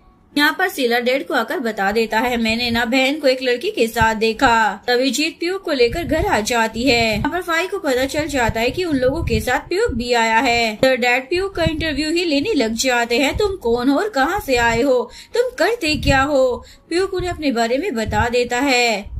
तभी जीत आकर प्यूक को अपने साथ ले जाती है। प्यूक के जाने के बाद डैड बोलते हैं अगर जीत को कराई पॉप पसंद नहीं है और अगर वो प्यूक के साथ आगे बढ़ना चाहती है तो मुझे कोई प्रॉब्लम नहीं है, मुझे ये लड़का ना अच्छा लग रहा है। ये सुनकर सिला तो मुंह बना रहा होता है। ये दोनों रेस्टोरेंट में बैठे होते हैं तभी वहाँ पर डीन आता है। प्यूक बोलता है जीत हम ना इन्हीं के रिसोर्ट में रुके हुए हैं। जीत उसे बताती है ये ना फाई का भाई है। इसके बाद वो फाई के पास कॉल करता है। इसके बाद फाई तुरंत ही वहाँ पर आ जाता है। को साथ में देखकर फाई बोल रहा होता है देखो जरा कैसे दांत फाड़ फाड़ कर बातें कर रही है, मेरे सामने तो कभी मुस्कुराती भी नहीं है, मुझ पर तो चिल्लाती रहती है।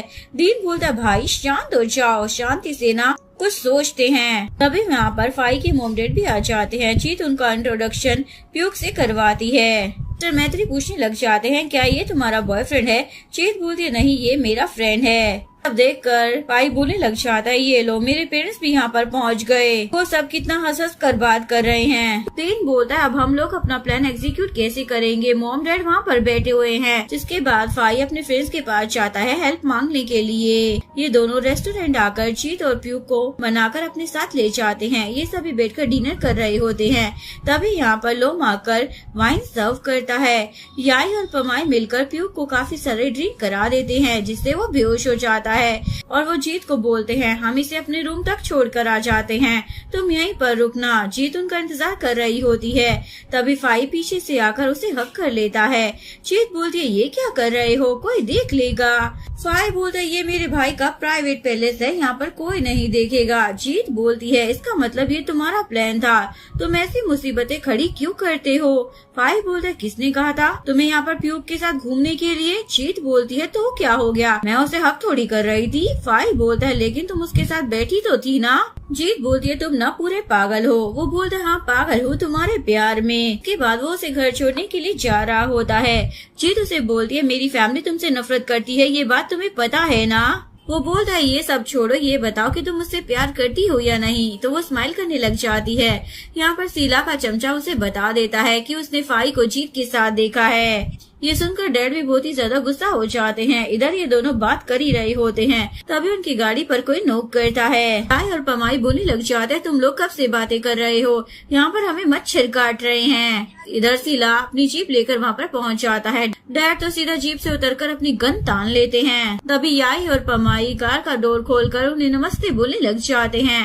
डैड पूछने लग जाते हैं, तुम कौन हो? वो बोलता है, हम नाजीत के दोस्त हैं, उसे घर छोड़ने के लिए आ रहे थे। सिला बोलता है, ये कार तो फाई की है ना? वो बोलता है, ये कार हमने रेंट पर ली है। इसके बाद वो दोनों कार से बाहर आ जाते हैं। बोलते हैं, जरूर कोई गलतफहमी हो गई होगी, और वो जीत को अपने साथ ले जाते हैं। फिर जाने के बाद फाई बाहर आ जाता है। एक्चुअली में वो कार में छुपा हुआ होता है। इसके बाद ये सारे लोग यहाँ पर बैठकर बात कर रहे होते हैं। लोग बोलता, पीयूक ना एक आइडल लड़का है कि कोई भी लड़की उसे बड़ी आसानी से चूज कर लेगी। फाई बोलता, मुझे तो यही समझ में नहीं आता कि वो लड़का है या गे है। फिन बोलता, ये पता करने के लिए तो हमें एक लड़की की जरूरत पड़ेगी। इसके बाद तीनों पमाई की तरफ देखने लग जाते हैं। पमाई मना कर देती है, ये काम मुझसे नहीं होगा। तभी फाई बोलता है, मुझे पता है क्या करना है। नेक्स्ट सीन में फाई नो के पास पहुंच जाता है। नो बोलता है, अगर वो गे नहीं हुआ तो हम क्या करेंगे? फाई बोलता है, उससे हमें क्या मतलब, हमें तो बस उसकी फीलिंग जाननी है। नो बोलता, ठीक है मैं तुम्हारा ये काम कर दूंगा। जिसके बाद वो मिल्क से बात करता है। मिल्क बोलती है, फाई सिर्फ मेरा है। एक्चुअली में नो ने मिल्क को ये बताया होता है कि न्यूक एक गे है और वो फाई के पीछे यहाँ तक आ गया। मिल्क बोलती है, मैं ना फाई को उससे बचा कर रहूंगी। यहाँ पर पीयूक जीत को अपने साथ ले जाने के लिए डैड की परमिशन मांग रहा होता है, तो जीत के डैड उसे परमिशन दे देते हैं। इधर दिन पीयूक को वहाँ के रास्तों के बारे में समझा रहा होता है। वहाँ पर फाई आ जाता है और बोलता है, ये तुम्हारा गाइड है, ये तुम्हें सही रास्तों पर लेकर जाएगा। नो मिल्क को आउटफिट दिखाता है, उसे प्लान के बारे में समझा रहा होता है। तुम्हें न पीयूक को सेड्यूस करना है। इसके बाद उसका मन न फाई से हट जाएगा और ये बेवकूफ उसकी बातों में आ जाती है। इसके बाद नो मिल्क को लेकर इनके पास पहुँच जाता है। जीत बोलती, हमारे पास तो 2 ही घोड़े हैं। पीयूक बोलता है, मैं फाई के साथ बैठ जाऊंगा, आप दोनों लड़कियां बैठ जाना। फाई मना कर देता है, मेरे घोड़े इतना ज्यादा वजन सहन नहीं कर पाएंगे। जीत पीयूक को बोलती है, मैं तुम्हारे साथ चलती हूँ। पीयूक बोलती है, नहीं पीयूक मैं तुम्हारे साथ चलती हूँ। इसके बाद ये लोग राइड पर निकल जाते हैं। फाई और जीत तो कुछ आगे ही निकल जाते हैं। ये दोनों पीछे पीछे चल रहे होते हैं। यहाँ पर ये लोग पीछे छुपे होते हैं। ये लोग गुलेल की मदद से फाई और जीत के घोड़े पर हिट कर देता है। इसके बाद घोड़ा बेकाबू होकर आगे चला जाता है। अभी वहाँ पर मिल्क पहुँच जाती है। नो मिल्क को इशारा करता है, तुम ना सही रास्ते पे जा रही हो, तुम वहीं पर जाओ, क्योंकि जीत और फाई का घोड़ा गलत दिशा में चला गया होता है। यहाँ पर ये दोनों सही जगह पर पहुँच जाते हैं। मिल्क डिलीशियस खाना देखकर बोलती है, मुझे ना बहुत ज्यादा भूख लग रही है, और खाने लग जाती है। इवन वो पीयूक को भी देती है। यहाँ पर ये दोनों बहुत ही ज्यादा सुंदर जगह पर पहुँच जाते हैं, जहाँ से बहुत ही ज्यादा सुंदर नजारा दिख रहा होता है। दोनों साथ में नजारा देखने लग जाते हैं। पीयूक शांति से बैठा होता है, तभी उसके ऊपर एक कपड़ा आता है। जैसे ही वो पीछे पलट कर देखता है तो मिल्क को देखकर हैरान हो जाता है। पीयूक पूछने लग जाता है, तुम क्या कर रही हो? मिल्क बोलती है, मैं तो स्विमिंग करने के लिए जा रही हूँ। बोलता है, लेकिन मैं तो अपना स्विम सूट लेकर ही नहीं आया। वो बोलती है, कोई बात नहीं, और उसे भी स्विम करने के लिए फोर्स करने लग जाती है, लेकिन वो मना कर देता है। जिसके बाद वो अकेले ही पानी में चली जाती है और उसके बाद चिल्लाने लग जाती है, मुझे कुछ काट रहा है, प्लीज मेरी हेल्प करो। उसके बाद पीयूक दौड़कर उसके पास जाता है और उसकी हेल्प करने लग जाता है। इधर फाई जैसे ही जीत को किस करने वाला होता है तो जीत उसके मुँह में एप्पल डाल देती है। फाई बोलता है, तुम ना चीटिंग कर रही हो, और दोनों मस्ती करने लग जाते हैं। इधर पीयूक पूछ रहा होता है, तुम मेरे साथ करना क्या चाहती हो? वो बोलती है, मैं ना तुम्हें पूरा मैन बनाना चाहती हूँ। जीत बोल रही होती है, एक ही पीस बचा है, इसे हम दोनों मिलकर खाएंगे। जिसके बाद ये दोनों रोमांटिक वे में एप्पल खा रहे होते हैं। वो बोलता है, अच्छा तरीका है लव कन्फेस करने का। वो बोलती है, लेकिन मैंने तो कुछ कहा ही नहीं है। बाद वो चिल्ला चिल्ला कर बोलने लग जाता है, मैं तुमसे प्यार करता हूँ। पिटिशन के चक्कर में जीत भी चिल्लाने लग जाती है, मैं तुमसे प्यार करती हूँ। फाई बोलते, फाइनली आज तुमने मुझे अपने दिल की बात कह ही दी है, मैं ना बहुत ही ज्यादा खुश हूँ। जीत बोलती है, मैं अच्छी बन रही हूँ, इसीलिए तुम ऐसे एक्टिंग कर रहे हो ना। और दोनों मस्ती करने लग जाते हैं। इधर मिल काफी ज्यादा कोशिश कर चुकी होती है पीयूक को सेड्यूस करने की। मिल्क उसे बोलती है, तुम्हें कुछ फील नहीं हो रहा है क्या? मैं तुम्हें कितनी देर से सीरियस कर रही हूँ। कोई बात नहीं, अब मैं तुम पर अपना फाइनल अटैक करूंगी। प्यूक उसे मना कर रहा होता है। मिल्क बोलती है, मुझे मत रोको, मैंने ना बहुत सारे बॉयज को किस किया है, अगर मैं एक गर्ल को किस कर लूंगी तो क्या ही हो जाएगा। ये बोलकर वो उसे किस कर देती है। प्यूक भी अपने आप को कंट्रोल नहीं कर पाता और शुरू हो जाता है। के बाद मिल्क उसे अपने आप से दूर हटाती है और पूछती है, क्या तुम गे नहीं हो? वो बोलता है, नहीं। ये सुनकर वो उसे एक चाटा धर देती है, वहाँ से जाने लगती है। प्यूक उसे पूछने लग जाता है, हुआ क्या है? नो आकर बोलने लग जाता है, लगता है मिल्क को सच्चाई पता लग गई है, अब हमें यहाँ से जाना चाहिए। पर सिला गैम्बलिंग कर रहा होता है जिसमें वो काफी ज्यादा पैसे हार जाता है। अभी तो उसे कर्जा भी चुकाना था पिछले लिए हुए पैसों का। क्राइपॉप उसे बोलता है, ठीक है मैं तुम्हारी हेल्प कर दूंगा, पर तुम्हें एक काम करना होगा। और उसे साइड में ले जाकर बोलता है, मैं तुम्हारी बहन को पसंद करता हूँ, क्या इस मामले में तुम कुछ कर सकते हो क्या? के बाद ये दोनों वापस लौट रहे होते हैं। यहाँ पर मिल्क भी वापस लौट रही होती है। प्यूक को उसने खुद से दूर बिठा रखा होता है, इसलिए ये चारों लोग पहुँच जाते हैं। प्यूक से माफी मांगने लग जाता है, मैंने तुम लोगों को काफी बार कॉल किया, लेकिन तुम लोगों में से किसी का भी कॉल नहीं लगा। मैं तुम्हें बताना चाहता था कि राफ्टिंग के लिए अभी पानी का फ्लो ना सही नहीं था, इस वजह से मैं बोट नहीं ला पाया। चाय और पमाई दोनों तो जीत और फाई को छेड़ने लग जाते हैं। तुम तो बहुत ही ज्यादा खुश लग रहे हो। जीत को बोलता है, तुम्हारे गाल तो बहुत ही ज्यादा लाल हो रहे हैं। नो मिल्क को बोलता है, वैसे गाल तो तुम्हारे भी लाल हो रहे हैं। मिल्क फाई के पास आकर बोलने लग जाती है, प्लीज मुझे घर छोड़ दो। जीत प्यूक के साथ वापस चली जाती है। दिन बोलता है, हमारे मेन कपल के बीच में तो अभी सब कुछ ठीक चल रहा है, लेकिन दूसरे कपल के बीच में बस अभी स्पार्क ही आया है। इसके बाद जीत घर पहुंच जाती है। सिला पूछने लग जाता है, इतनी देर कैसे लग गई, कहाँ पर गए थे? वो बताती है, हम माउंटेन पर गए थे। तो बोलता है, वाटरफॉल पर। सिला बोलता है, क्या अलग अलग जगह पर गए थे? जीत बहाना बना देती है, हम दोनों ना दोनों जगह पर गए थे। डैड बोलते, ठीक है अब तुम आई गए हो तो मैं तुम्हारी मुलाकात क्राइपॉप से करवा देता हूँ। जिसके बाद वो प्यूक का इंट्रोडक्शन क्राइपॉप से कराता है। प्यूक वहाँ से चला जाता है। क्राइपॉप बोलता है, मुझे ना जीत से अकेले में कुछ बात करनी है। उनको जाता हुआ देखकर सिला तो बहुत ज्यादा खुश हो रहा होता है। अपने डैड को बोलता है, ये दोनों साथ में बहुत ज्यादा अच्छे लगते हैं। डैड बोलते, ये तो जीत पर डिपेंड करता है कि वो किसे चूज करती है, दोनों ही लड़के बहुत अच्छे हैं। क्राइपॉप उससे उस दिन के लिए माफी मांगने लग जाता है। वो बोलती है, जो तुम्हें बिजनेस की बात करनी थी वो करो। वो बोलता है, तुम प्यूक की वजह से मुझसे गुस्सा हो ना, तुम उसे पसंद करती हो ना? वो बोलती है, तुम्हें इससे क्या मतलब? वो बोलता है, मैं ना तुम्हें पसंद करता हूँ। वो बोलती है, तो क्या मैं थोड़ी पसंद करती हूँ? पर तुम्हें कुछ और बात नहीं करनी है तो मैं यहाँ से जा रही हूँ। वो उसे रोककर बोलने लग जाता है, वो मुझसे बेटर कैसे है? क्या मुझसे ज्यादा रिच है या हैंडसम है? बोलती है, तुम न बस इतना ही सोच सकते हो। क्राइपॉप बोलता है, क्या तुम्हारे बीच में सब कुछ हो चुका है? लेकिन मुझे इस बात से कोई फर्क नहीं पड़ता। ये सुनकर जीत तो उसे चाचा धर देती है और बोलती है, मुझे फर्क पड़ता है और दोबारा मेरी ऐसी इंसल्ट मत करना। तभी वहाँ पर सिला आ जाता है और उससे पूछने लग जाता है, मेरी बहन कहाँ पर है? वो बोलता है, मैंने तुम्हें जो काम बोला है ना, पहले तुम वो करो वरना सोच लेना तुम्हारे साथ क्या होगा। और उसे धमकी देता है। फाई अपने घर वालों को बता देता है कि वो जीत को पसंद करता है। सुनकर उसके डैड तो शॉक हो जाते हैं लेकिन कुछ कहते नहीं है। नेक्स्ट डे जीत के पास काफी सारे स्टूडेंट आए होते हैं। वो उन्हें अपनी फार्म का टूर करा रही होती है। पीछे से फाई भी आ जाता है। वो उसे साइड में ले जाकर बोलती है, तुम मेरे फार्म में क्या कर रहे हो? किसी ने देख लिया तो? फाई बोलता है, मैं तुम्हें मिस कर रहा था। जीत बोलती है, तुम्हें पता है ना, मेरे डैड और भाई दोनों गन लेकर घूमते हैं। हम दोनों एक दूसरे से प्यार करते हैं। मुझे तुम्हारी चिंता है, तुम अपना ख्याल रखा करो। और उसे हक कर लेती है। तभी पीछे से सिला आवाज लगा रहा होता है।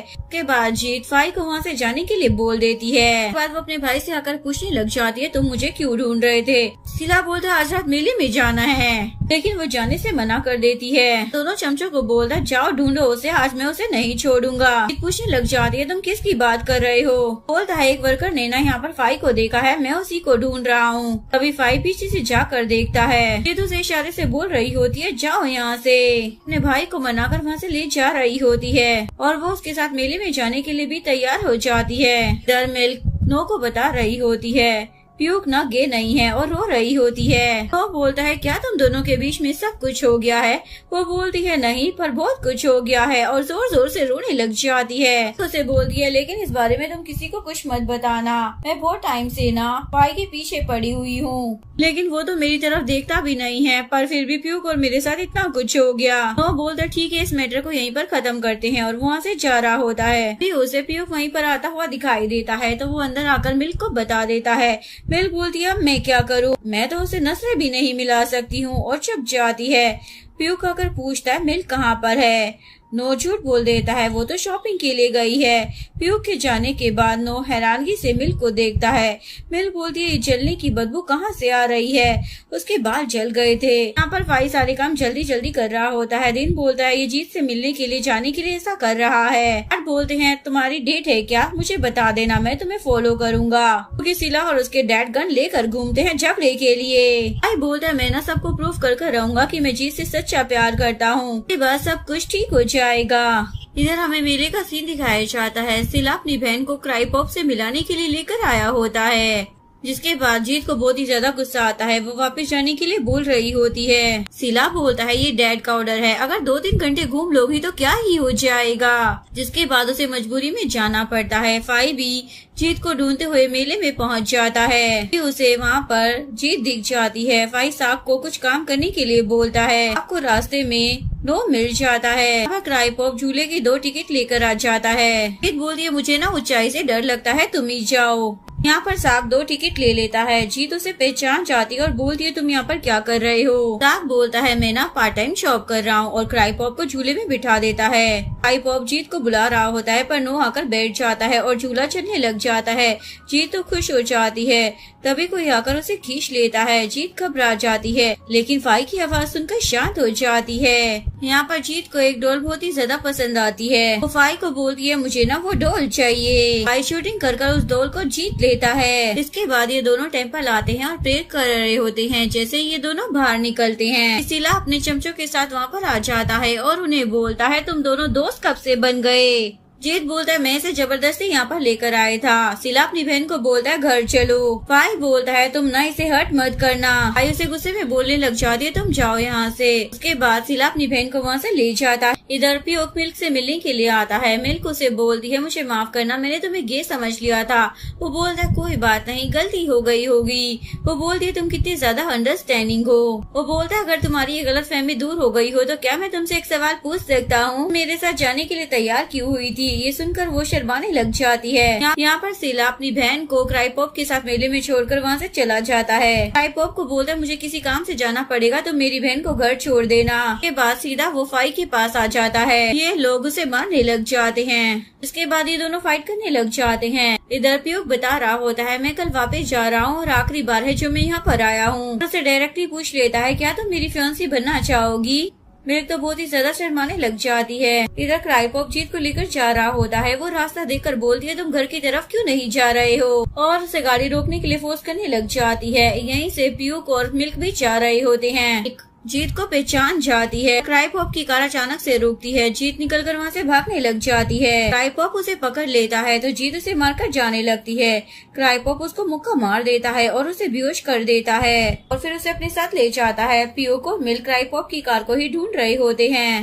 मिल्क बोलती है फाई फोन नहीं उठा रहा है। प्यूक बोलता है मैं दिन के पास कॉल कर देता हूँ। जैसे ही घर पर पहुँचता है तो मॉम डैड उससे पूछने लग जाते क्या हुआ। वो बोलता है मैं ना जीत के घर पर जा रहा हूँ। उसे ना वहाँ पर बहुत ही ज्यादा डांट पड़ रही होगी। अभी दिन के पास प्यूक का कॉल आ जाता है। वो बोलता है प्यूक ने ना जीत को किसी अनजान आदमी के साथ जाता हुआ देखा है। फाई समझ जाता है जरूर वो क्राई पॉप ही होगा। प्यूक उसे बता देता है कि क्राई पॉप एक होटल पर आया है। फाई बड़ी तेजी से गाड़ी चला रहा होता है। यहाँ पर क्राई पॉप जीत का फायदा उठाना चाहता था। फाई होटल मैनेजर से क्राई पॉप का रूम नंबर पूछता है। के बाद क्राई पॉप को डोर नॉक होने की आवाज आती है। जैसे ही वो दरवाजा दरवाजा खोलता है। फाई आकर उसे मारने लग जाता है। उसके बाद वो जीत के पास आकर उसके कपड़ों को ठीक करने लग जाता है।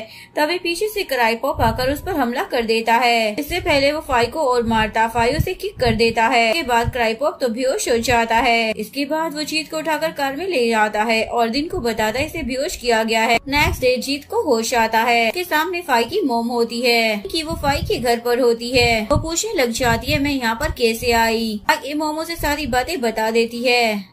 मिस्टर मैत्री तो उसके लिए पोरिश लेकर आ जाते हैं। तो फाई की याद आती है। वो पूछने लग जाती है वो कैसा है, उसने खाया कि नहीं। डैड और मोमो से कुछ नहीं बताते। नेक्स्ट सीन में डॉक्टर चले जाते हैं। बोलती है माफ करना, मेरी वजह से आप लोगों को बहुत ही ज्यादा परेशानी हुई। डैड बोलते कोई बात नहीं, अगर मेरे बेटे की जगह मैं होता ना तो मैं भी यही करता। फाई के मॉम डैड उसके पास आते हैं। उनसे जीत के बारे में पूछने लग जाता है। बोलते हैं जीत तो चली गई है। ये सुनकर वो सैड हो जाता है। बोलते हैं मेरा कुछ खाने का मन नहीं है। जिसके बाद वो दोनों वहाँ से चले जाते हैं। पीछे से जीत आकर बोलने लग जाती है क्यों, तुम्हारा मुंह नहीं दुख रहा है क्या बात करने में। फाई उठकर बैठ जाता है। जीत उसकी चोट देखने लग जाती है और उसे पॉलिश खिलाती है। के बाद वो उसे किस करता है। दोनों को रोमांटिक होता हुआ देख मॉम डैड तो बहुत ही ज्यादा खुश हो जाते हैं। यहाँ पर सिला जैसे ही हॉस्पिटल पहुँचता है, क्राइपॉप उसे बताता है फाई ने मुझ पर अटैक किया और जीत को लेकर चला गया और नोटंकी करने लग जाता है। मैं तुम्हारी ना कोई मदद नहीं कर सकता, तुम्हें तुम्हारा कर्जा ना खुद ही चुकाना पड़ेगा। सिला बोलता है प्लीज मुझे एक और चांस दे दो। यहाँ पर जीत परेशान हो रही होती है। ना सब कुछ हैंडल करना और भी ज्यादा मुश्किल हो गया है। फाई बोलता है तुम्हारे डैड तुम पर जरूर विश्वास करेंगे। जीत बोलती है लेकिन डैड ना क्राइपॉप पर बहुत भरोसा करते हैं। फाई बोलते तुम्हें उन्हें बताना होगा कि वो कितना ज्यादा बुरा है। इसके बाद ये दोनों एक दूसरे को हक कर लेते हैं। इसके बाद जीत जैसे ही घर पर पहुंचती है, सिला ने डैड को पहले ही भड़का दिया होता है। गुस्से में अपनी बेटी के पास आते हैं और सिला बोलने लग जाता है तुम पूरी रात घर से बाहर थी, तुम उस फाई के साथ थी ना। पूछने लग जाते हैं तो वो उस कमीने के साथ होटल में गई थी। सच बता देती है मुझे तो वहाँ पर क्राइपॉप लेकर गया था, लेकिन फाई ने तो मुझे बचाया है। लेकिन डैड उसकी बात पर विश्वास नहीं करते और उसे एक चाटा भी धर देते हैं। बोलने लग जाती है आपको उस क्राइपॉप पर भरोसा है लेकिन खुद की बेटी पर नहीं है। अगर आपको मुझ पर भरोसा नहीं है तो आप फाई की मॉम से पूछ लेना क्योंकि मैं उन्हीं के घर पर थी। ये सुनकर तो डैड उस पर और भी ज्यादा चिल्लाने लग जाते हैं। लाजीत को ले जाकर रूम में बंद कर देता है। जाने से पहले उसका फोन भी छीन लेता है। जीत तो बहुत ही ज्यादा रोने लग जाती है। यहाँ पर फाई जीत का फोन ट्राई कर रहा होता है लेकिन उसका फोन लगता ही नहीं है। इसके बाद सिला डैड के साथ क्राइपॉप से मिलने के लिए हॉस्पिटल में आ जाता है। डैड उसे बोल रहे होते हैं तुम चिंता मत करना, मैं अपनी बेटी की शादी तुमसे करा ही दूंगा। इसके बाद वो दोनों वहाँ से जा रहे होते हैं। तभी जीत के फोन पर सिला का फोन आ रहा होता है। सिला बोलता है देखो डैड उस कमीनी का फोन आ रहा है। डैड उससे फोन छीनकर डस्टबिन में फेंक देते हैं। तभी वो लोग प्यूक और मिल्क को साथ में जाता हुआ देख लेते हैं।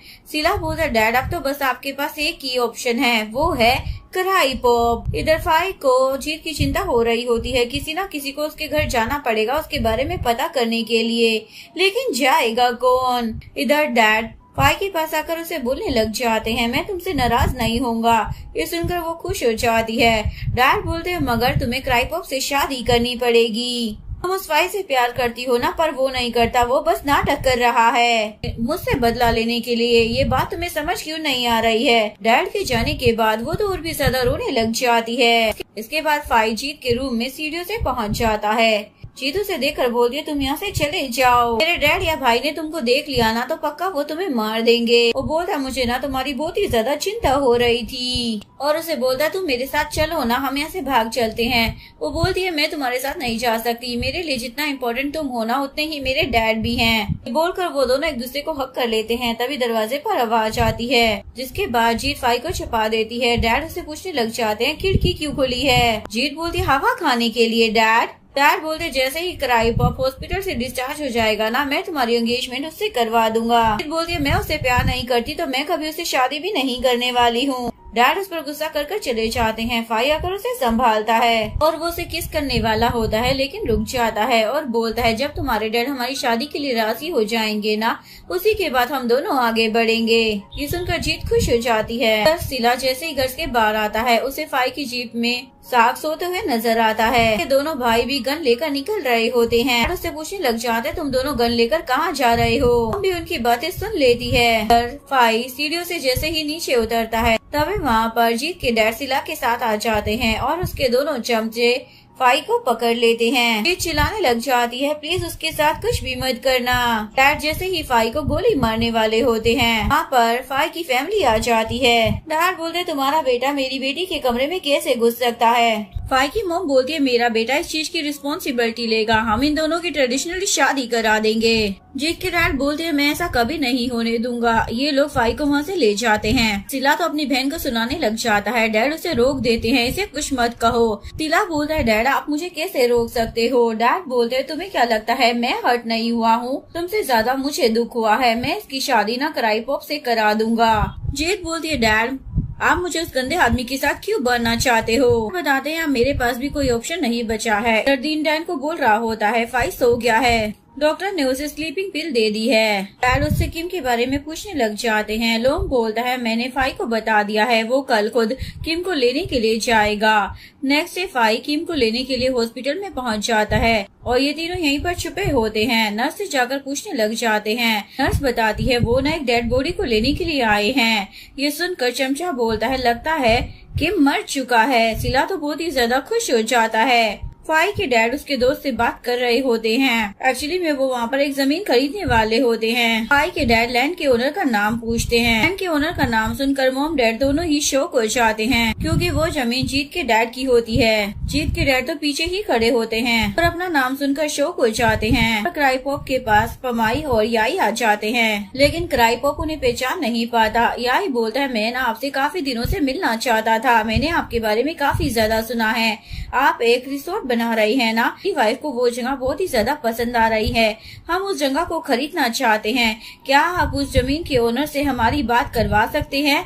ये सुनकर क्राई पॉप बोलता है आपको कोई गलत फहमी हुई है, वो जमीन मेरी है, अगर आपको वो जमीन खरीदनी है तो आपको मुझसे ही बात करनी पड़ेगी। तभी वहाँ पर सिला आ जाता है। पीछे से ये दोनों अपना मुंह छुपाकर भाग जाते हैं। सिला उसे बोलता है मेरे डैड ने ना सारी प्रिपरेशन कर ली है, तुम जल्दी ही हॉस्पिटल से डिस्चार्ज हो जाओगे। और ये सारी बात जाकर फाई को बता देते हैं। दिन बोलता देखो मैं पेपर भी निकलवा कर लाया हूँ ओनरशिप के।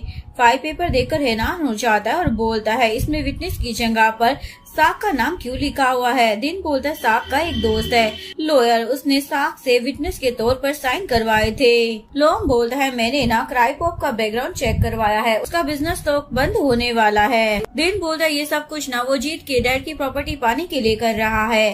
फाई बोलता है लेकिन हम जीत के डैड को ये सब कुछ कैसे बताएंगे, तब उस जमीन का ओनर क्राई पॉप है। उसके बाद सभी लोग नो की तरफ देखने लग जाते हैं। नो जीत के डैड के पास पहुँचता है और उनसे उनकी जमीन के बारे में पता करने लग जाता है। बोलते हैं अगर वो लैंड आप जीत को दे रहे हो तो मुझे कोई दिक्कत नहीं है, लेकिन वो लैंड आप किसी और को मत बेचना क्योंकि मुझे वो बहुत ही ज्यादा पसंद है। डैड बोलते हैं तुम्हें गलत फहमी हो रही है, भला मैं उस जमीन को क्यों बेचूंगा, मैं तो उस लैंड को बस एक इन्वेस्टमेंट के तौर पर रखा है मेरे फ्रेंड के बेटे के पास बिजनेस के लिए। तो बताता है मेरे डैड ने ना चेक किया है, वो जमीन आपके नाम पर नहीं है, तो वो जमीन क्राई पॉप के नाम पर है। उनका डैड तो शौक हो जाते हैं। यहाँ पर जीत साग से फाई के बारे में पूछने लग जाती है वो कैसा है, ठीक तो है ना। वो बताता है वो एकदम ठीक है। और फाई के घर पर किम का डैड आ जाता है जो कि वही बंदा था जिसने सिला से पैसे उधार लिए थे। किम के डैड बोलने लग जाते ये सब ना मेरे ही कर्मों का फल है, मैं किसी भी पनिशमेंट के लिए तैयार हूँ, आपने मेरे बेटे के लिए इतना कुछ किया है। हम बोल दिए ये सब कुछ ना तुम्हारे गैम्बलिंग करने की वजह से हुआ है, तुम्हें ये सब छोड़ देना चाहिए। बस सिला जीत को खींचते हुए लाता है क्योंकि उसने साक के साथ जीत को बात करते हुए सुन लिया होता है। जीत बोलती है मैं फाई से ना प्यार करती हूँ। सिला उसे थप्पड़ मार देता है। तभी डैड यहाँ पर गुस्से में आ जाते हैं और बोलते हैं क्राई पॉप और जीत की शादी नहीं होगी। सिला बोलते डैड क्या हो गया है। डैड बोलते मैं अभी डिस्ट्रिक्ट ऑफिस से आ रहा हूँ, क्राई पॉप ने मेरी सारी लैंड खुद के नाम पर करवा ली है। जीत बोलते मैंने आपको वार्न किया था। डैड बोलते तुम तो चुप ही हो जाओ, तुम उस फाई को क्या अच्छा समझती हो। जीत बोलती फाई का इससे क्या लेना देना है। डैड बताते विटनेस की जगह पर साक का नाम था, वो लोग भी बुरे ही हैं। दोनों चमचे आकर बताते हैं फाई ना पुलिस लेकर आया है, साथ ही किम के डैड भी आए होते हैं। ये सुनकर सिला और उसके चमचे भाग जाते हैं। डैड की तबीयत खराब होने लग जाती है। जीत उन्हें बिठा देती है। पुलिस उनसे सिला के बारे में पूछती है। डैड बोलते मेरा बेटा किसी का मर्डर नहीं कर सकता है। फाई बोलता है मेरे पास एविडेंस है, उसी ने मेरे फार्म पे आग लगाई थी। उसने किम को मारने की कोशिश भी की थी। डैड बोलते तुम ना मेरे बेटे को फ्रेम कर रहे हो, मेरा बेटा तो कभी ऐसा नहीं कर सकता। और उनकी तबीयत बिगड़ने लग जाती है। फाई जीत के पास आता है। जीत उसे बताती है सिला अब यहाँ पर नहीं है, मुझे अपने डैड को देखना है, प्लीज तुम जाओ यहाँ से। के बाद जीत हॉस्पिटल में होती है। क्राइपॉक उसके पास आता है। जीत उसे थप्पड़ मार देती है। क्राइपॉक तो उसके साथ फ्लर्ट करने लग जाता है। तुम अपने होने वाले हस्बैंड को कैसे मार सकती हो? तो उसे सुनाने लग जाती है मेरे डैड को न सब कुछ पता चल गया है, अब तुम पर कोई भरोसा नहीं करेगा, और उसे वहाँ से जाने के लिए बोल देती है। क्राइपॉक को वो बंदा बुला लेता है जिससे उसने पैसे लिए थे। वो बोलता है मैं बचे हुए पैसे लौटा दूंगा, लेकिन बदले में आपको मेरी थोड़ी सी मदद करनी होगी। उसे बोलता है आप सिला के पास कॉल कर उसे डराइए। नेक्स्ट सीन में सिला को दिखाया जाता है जो कि काफी ज्यादा डरा हुआ होता है। क्राइपॉक उसके पास आ जाता है। बोलता है मुझे ना पुलिस से भागने के लिए पैसों की जरूरत पड़ेगी, वैसे भी तुमने मेरे डैड से प्रॉपर्टी के पेपर इतनी आसानी से साइन करा लिए, तुम्हारे पास कोई ना कोई रास्ता तो जरूर होगा ना जिससे मैं बच सकूं। अभी उसका बॉस आकर बोलता है हम तुम्हें बचा सकते हैं, पर इसके लिए हमें तुम्हारी बहन की मदद की जरूरत पड़ेगी। वैसे भी क्राइपॉक तुम्हारी बहन को बहुत ही ज्यादा पसंद करता है और उसे अपनी वाइफ बनाना चाहता है। जीत बहुत ही ज्यादा परेशान होती है अपने डैड की ऐसी हालत देखकर। के बाद जीत फाई से बात करने के लिए आता है। वो बोलता है तुम्हारे भाई ने ना सच में क्राइम किया है। जीत बोलती है तुम्हारे पास कोई एविडेंस है तो मुझे दिखाओ। इवन साग ने भी क्राइपॉक की हेल्प की है उस जमीन को उसके नाम करवाने में। भाई बोलते तुम्हें ना कुछ भी नहीं पता है और उसे उसके घर लेकर आ जाता है। किम उसे बताता है तुम्हारा भाई ना फाई को मारना चाहता था, उसने मुझे फाई समझकर मारा, मैंने उसका चेहरा देख लिया था इसलिए वो वहाँ पर आग लगाकर भाग गया। किम का डैड बताता है ये पहली बार नहीं है जो सिला ने ऐसा किया है। उसने मुझे धमकी दी थी कि अगर मैं उसकी बात नहीं मानूंगा तो वो मेरी बेटी की जिंदगी बर्बाद कर देगा, इसलिए मैंने उसकी बात मानकर फाई की गाय को नुकसान भी पहुंचाया था। ताग भी बता देता है मैं तो बस मेरे फ्रेंड की हेल्प कर रहा था, मुझे नहीं पता था ये प्रॉपर्टी की कौन से पेपर है, मैंने विटनेस के तौर पर साइन कर दिए थे। के बाद जीत को सारी बातें समझ में आ जाती है। फाई उसे बोलता है मैं ना तुमसे कोई झगड़ा नहीं करना चाहता हूँ। वो बोलती है लेकिन तुम्हारे मन में तो कोई और लड़की है ना जिसके लिए तुम बार बार हॉस्पिटल में जाते हो। फाई बोलता है ये तो सच है। ये सुनकर जीत गुस्सा हो जाती है। फाई उसे मनाने के लिए चाहता है मैं सिर्फ तुमसे प्यार करता हूँ, तुम ही मेरी लाइफ पार्टनर बनोगी। ये सुनकर जीत तो उसे हक करने लग जाती है। सभी सारे लोग आकर उन्हें छेड़ने लग जाते हैं। के बाद जीत जैसे ही घर पर आती है उसका भाई पीछे से उसे पकड़ लेता है। जीत बोलती है तुमने क्राइम किया है और तुम्हारे अगेंस्ट सबूत भी हैं। पुलिस से ऐसे कैसे भाग सकते हो? सिला बोलता है तुम्हें मेरी मदद करनी होगी, मुझे कुछ पैसे चाहिए। वो बोलती है उतने पैसों से तुम्हारा क्या होगा, वैसे भी मैं किसी क्रिमिनल की मदद नहीं करने वाली। साथ उसे इमोशनली ब्लैकमेल करने लग जाता है। उसे सोचकर फैसला लेने के लिए बोलकर वहाँ से चला जाता है। इसके बाद जीत डैड के पास आती है। डैड तो अभी भी सच नहीं मान रहे होते। वो बोलते हैं वो लोग मुझसे नफरत करते हैं इसीलिए मेरे बेटे के पीछे पड़े हुए हैं। जीत उन्हें समझाने की कोशिश करती है अगर सिला ने कुछ किया नहीं होता तो वो इस तरीके से भागता नहीं। डैड बोलते हैं ऐसा कुछ भी नहीं है, पुलिस भी ना उन लोगों के साथ ही मिली हुई है। जीत बैंक से पैसे निकलवा कर निकलती है। प्यूक और मिल्क उसे रास्ते में मिल जाते हैं। बहुत ज्यादा जल्दी में होती है इसलिए उन दोनों को इग्नोर कर चली जाती है। मिल्क रेस्टोरेंट में पहुंच जाती है। यहाँ पर फाई बैठा हुआ था। जीत सिला के पास कॉल करती है। सिला बोलता है तुम पैसे ले आई हो क्या? वो बोलती हाँ मैं आ गई हूँ, तुम कहाँ पर हो? सिला वहीं पर छिपा होता है। यहाँ पर दो गुंडे आकर उसे पकड़ लेते हैं और उसे बेहोश कर देते हैं। तभी वहाँ पर क्राइपॉप आ जाता है। इधर फाई एक औरत को खाना खिला रहा होता है लेकिन वो उसे कोई भी जवाब नहीं दे रही होती। ये वही औरत होती है जिससे फाई हॉस्पिटल में मिलने के लिए आता था। जैसे ही हॉस्पिटल से जा रहा होता है तभी उसे क्राइपॉप का कॉल आ जाता है। उसे पता चल जाता है कि जीत उसके पास है। सुनकर फाई को उसकी चिंता होने लग जाती है। यहाँ पर जीत को भी होश आ जाता है। उसे सुनाने लग जाती है तो क्राइपॉप उसे थप्पड़ मार देता है। वो बोलती है मेरा भाई यहीं पर है, वो तुम्हें नहीं छोड़ेगा। ये सुनकर क्राइपॉप हंसने लग जाता है और उसे बताता है सिला नहीं तो मेरी मदद की है तुम्हें यहाँ तक पहुँचाने में। सिला ने ना तुम्हें भेज दिया है, साथ ही अब तो मेरी वाइफ बन जाओगी। के बाद हम दोनों साथ में ना सिला की अस्थियों को लेने चलेंगे। जीत बोलती है तुम सिला के साथ क्या करने वाले हो? क्राइपॉप बोलता है हम उसे मार देंगे। ये सुनकर वो हैरान हो जाती है। फाई भी वहाँ पर पहुँच जाता है। काफी सारे गुंडे फाई पर हमला कर देते हैं। फाई की ऐसी हालत देखकर जीत को उसकी बहुत ही ज्यादा चिंता होने लग जाती है। क्राइपॉप तो जीत के साथ बदतमीजी करने लग जाता है। फाई दोनों गुंडों से खुद को छुड़वाकर क्राइपॉप पर हमला कर देता है।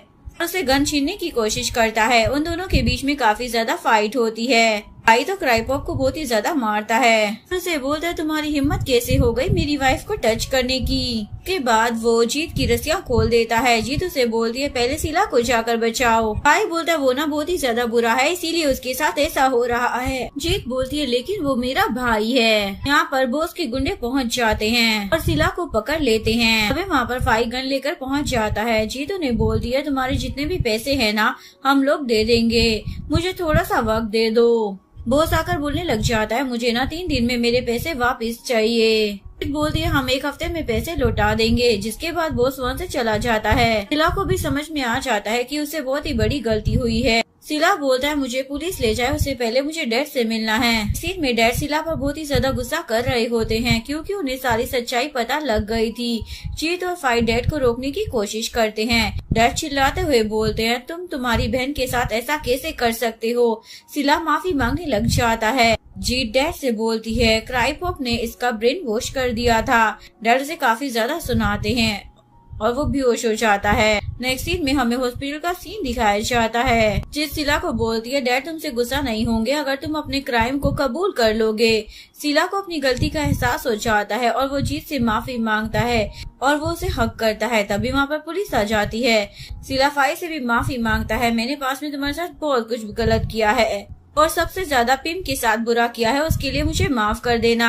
फाई उसे गुस्से में देख रहा होता है। जीत तो बहुत ही ज्यादा रोने लग जाती है। मेरा भाई जेल चला गया और मेरे डैड हॉस्पिटल में हैं और हमारी जमीन भी चली गई है। फाई बोलते चिंता मत करो, मैंने अपने भाई दिन से बात की है, उसके लिए हम केस कर सकते हैं, मैं सब कुछ हैंडल कर लूंगा। पीछे से एक डॉक्टर आ जाती है और फाई से बोलती आओ मैं तुम्हारी चोट देख लेती हूँ। ये दोनों डॉक्टर को देखकर हैरान हो जाते हैं। इसलिए मेरी फाई की बहन नाम होती है, वो उसकी मरहम पट्टी करती है। फाई बोलता है तुम मेरी शादी के लिए आई हो ना। नाम बोलती है नहीं मैं तो तुम्हारे फ्यूनरल के लिए आई हूँ। यहाँ पर जीत के डैड को होश आ जाता है, उन्हें अपनी गलती का एहसास हो गया होता है। बोलते हैं शुरुआत से गलती मेरी ही थी, जो मैंने अपने बच्चों को सिर्फ नफरत करना ही सिखाया। ये उन्हें समझाती है डैड आप ऐसा मत सोचिए, बिल्कुल भी चिंता मत करना, हमें हमारा सब कुछ वापस मिल जाएगा। पर नाम से मॉम पूछ रही होती है जीत के डैड को हॉस्पिटल से डिस्चार्ज कब मिल जाएगा। नाम बताती है 2-3 दिन में वो डिस्चार्ज हो जाएंगे। नेक्स्ट सीन में जीत नाम को बोलती है 2 महीने से मेरे पीरियड्स नहीं आए हैं। नाम उसे समझाती है तुम स्ट्रेस में हो और तुम्हारी नींद भी अच्छे से पूरी नहीं हो पा रही है, इस वजह से तुम्हारे पीरियड्स ना लेट हो गए होंगे। इसके अलावा एक और रीजन हो सकता है। नाम उससे पूछती है वो क्या। वो बताती है प्रेगनेंसी। सुनकर वो सोच में पड़ जाती है, जिसके बाद वो मेडिकल स्टोर पर आती है प्रेगनेंसी किट खरीदने के लिए। तभी पीछे से फाई आ जाता है और उसे पूछने लग जाता है तुम यहाँ पर क्या कर रही हो, लेकिन वो उसे कुछ नहीं बताती। तुम चुपचाप खड़े रहो, किसी को पता नहीं लगना चाहिए, और धीरे से प्रेगनेंसी किट मांगने लग जाती है। दोनों को पीछे से आवाज देखता है। ये दोनों तो उसे देखकर हैरान हो जाते हैं। इसके बाद नो जोर जोर से चिल्लाने लग जाता है। ये दोनों उसे पकड़कर बाहर लेकर आ जाते हैं। नहीं बोलता है मुझे डिटेल में बताओ कि क्या हुआ है। बोलती है थोड़ा धीरे बोलो ना। उसे बताता है बैचलर पार्टी वाली रात को हम लोगों ने काफी ज्यादा ड्रिंक कर ली थी ना, फिर तुम हमें रूम में लेकर गए थे ना। नो के पास कॉल आ जाता है। बात करने के बाद बताता है मेरे पास ना एक बहुत ही अच्छा क्लाइंट आया है, चलो मैं थोड़ा सा मेकअप कर लेता हूँ। ये बोलकर वो लिप टिंट निकालता है। फिर उसे वो वाली बात भी याद आ जाती है, इसलिए वो उस दिन के लिए माफी मांगता है। उस दिन ना तुम्हारे कपड़ों पर मेरा लिप टिंट गिर गया था। ये सुनकर जीत तो हैरान हो जाती है। बताता है तुम दोनों ने ना उस दिन स्लीपिंग पिल खा ली थी, इसलिए तुम लोगों को कुछ भी याद नहीं है। ये सुनकर जीत तो बहुत ही ज्यादा खुश हो जाती है। इसमें जीत अपने डैड को हॉस्पिटल से डिस्चार्ज करवाने के लिए आई होती है, की कार उन्हें लेने के लिए आई होती है। डैड तो उसे देखकर हैरान हो जाते हैं। बताती है फाइना हम दोनों को घर ले जाने के लिए आया है। उनका डैड का पारा चढ़ जाता है और वो फाई को वहाँ से जाने के लिए बोल देते हैं। फाई वहाँ से जा ही रहा होता है, तभी 2 बाइकर आते हैं। वो जीत के डैड को शूट करने वाले होते हैं, लेकिन तभी जीत बीच में आ जाती है। भी रुक जाता है और उन बाइकर्स को पकड़कर मारने लग जाता है। वहाँ पर गार्ड्स भी आ जाते हैं। फाई जल्दी से जीत के पास भागता है, पर नाम भी आ गई होती है। जीत को ये लोग अंदर लेकर चले जाते हैं। की तो कोई सुन ही नहीं रहा होता। आखिरकार वो थक हार कर फाई को आवाज लगाते हैं, फाई मुझे भी लेकर चलो ना। के बाद फाई उन्हें भी लेकर जाता है। जीत को ओटी में ले गए होते हैं। फाई भी उसके पीछे जा रहा होता है, भी उसे कंट्रोल नहीं कर पा रहा होता। नाम उस पर चिल्लाने लग जाती है, तुम्हें अंदर नहीं जाने देंगे, तुम यहीं पर वेट करो। डैड भी ये सब कुछ देख रहे होते हैं। अभी वहाँ पर फाई की सारी फैमिली आ जाती है। फाई बोलता है, अगर जीत को कुछ भी हो गया ना तो मैं कभी खुद को माफ नहीं कर पाऊंगा। बाद मैत्री जीत के डैड को बोलते हैं, मुझे तुमसे बात करनी है। जीत के डैड बोलते हैं, मैं जिस वुमेन को लव करता था पहले तुमने उसे मुझसे छीन लिया, अब तुम्हारा बेटा मेरी बेटी को मुझसे दूर करना चाहता है। मैत्री उसे समझाता है, वो दोनों बच्चे एक दूसरे से प्यार करते हैं और एक साथ रहना चाहते हैं, तुम मान क्यों नहीं रही हो। हम भी आकर उनकी बातें सुनने लग जाती है। मैत्री बोलता है, क्या मैं झुकूंगा तभी तुम मानोगे। ये बोलकर वो घुटनों के बल बैठ जाता है, दोनों बच्चों की खुशियों के लिए। डैड बोलते, तुम्हें ऐसा करने की जरूरत नहीं है। मैत्री बोलता है, क्या तुमने मुझे माफ कर दिया है, तुम उन दोनों बच्चों को नहीं रोकोगे ना। तो फाइनली जीत के डैड हाँ बोल देते हैं। नाम आकर बताती है कि जीत एकदम ठीक है। ये सुनकर सभी लोग बहुत ज्यादा खुश हो जाते हैं। नेक्स्ट सीन में फाई जीत के होश में आने का इंतजार कर रहा होता है। जीत होश में आती है, फाई को देखकर हैरान हो जाती है और बोलती है, डैड नाराज हो जाएंगे, तुम यहाँ से चले जाओ। फाई उसे बताता है, डैड हमारे रिश्ते के लिए मान गए हैं। ये सुनकर जीत बहुत ही ज्यादा खुश हो जाती है। यहाँ पर क्राई पॉप के पास दोनों बाइकर्स आते हैं। क्राई पॉप उन्हें उनके काम के लिए पे कर रहा होता है। तभी पुलिस आकर क्राई पॉप को पकड़ लेती है। डैड आकर बोलते हैं, हमने इन दोनों बंदों को इसीलिए छोड़ा था ताकि तुम तक पहुंच सके। हमारे पास तुम्हारे खिलाफ सारे एविडेंस है। यहाँ दोनों दोस्त मिलकर क्राई पॉप को जेल भिजवा देते हैं। फाई जीत के पास बैठा होता है, सारे लोग आ जाते हैं। प्यूक जीत से पूछ रहा होता है, अब तुम्हारी तबीयत कैसी है। दिनू से बोलता है, तुम इस तरीके से बात करोगे फाई तुम्हें जरूर एक पंच मार देगा। जीत बोलती है, ऐसा कुछ भी नहीं है। ये सभी मिलकर जीत और फाई को छीनने लग जाते हैं। जीत को हॉस्पिटल से डिस्चार्ज मिल जाता है। जाते वक्त फाई घुटनों के बल बैठकर जीत को प्रपोज करता है, क्या तुम मुझसे शादी करोगी। सभी लोग जीत को कह रहे होते हैं, हाँ कर दो, और फाइनली वो हाँ कर देती है। नेक्स्ट सीन में डैड न्यूज़पेपर पढ़कर बता रहे होते हैं, क्राई पॉप ना पकड़ा गया है। जीत बोलती है, फाई अभी तक यहाँ पर आया नहीं। रेस्टोरेंट के ओनर से पूछती है, फाई यहाँ पर आया या नहीं। ओनर बताता है, फाई आया था लेकिन चला गया, मैंने सुना है कि वो पिम के पास गया है। ये सुनकर जीत बोलती है, फाई ने तो मुझसे कहा था उन दोनों के बीच में कुछ नहीं है। डैड भी ये सुनकर शौक हो जाते हैं। जीत गुस्से में बोलती है, अगर ऐसा कुछ हुआ ना तो मैं उस फाई को नहीं छोड़ूंगी, और गुस्से में वहाँ से चली जाती है। उन दोनों के जाने के बाद रेस्टोरेंट का ओनर बोलता है, ये बताना तो मैं भूल ही गया कि मैं पिम की मोम की बात कर रहा था, पिम की नहीं। ये दोनों फाई का पता पूछकर वहाँ पर पहुँच जाते हैं। डैड उन दोनों को साथ में देखकर बोलते हैं, देखो कितने प्यार से उसे खाना खिला रहा है, और गुस्से में जाते हैं। लड़की का चेहरा देखकर हैरान हो जाते हैं। फाई उन दोनों को बताता है, ये आंटी शाओ है, पिम की मदर, और फाई उन्हें पूरी स्टोरी बता देता है। 3 साल पहले सिला और मैं की लड़की को पसंद करते थे जिसका नाम पिम था। पिम को सिला में कोई भी इंटरेस्ट नहीं था। सिला ने पिम को मनाने की बहुत ही ज्यादा कोशिश की, लेकिन उसका जवाब हमेशा ही ना था।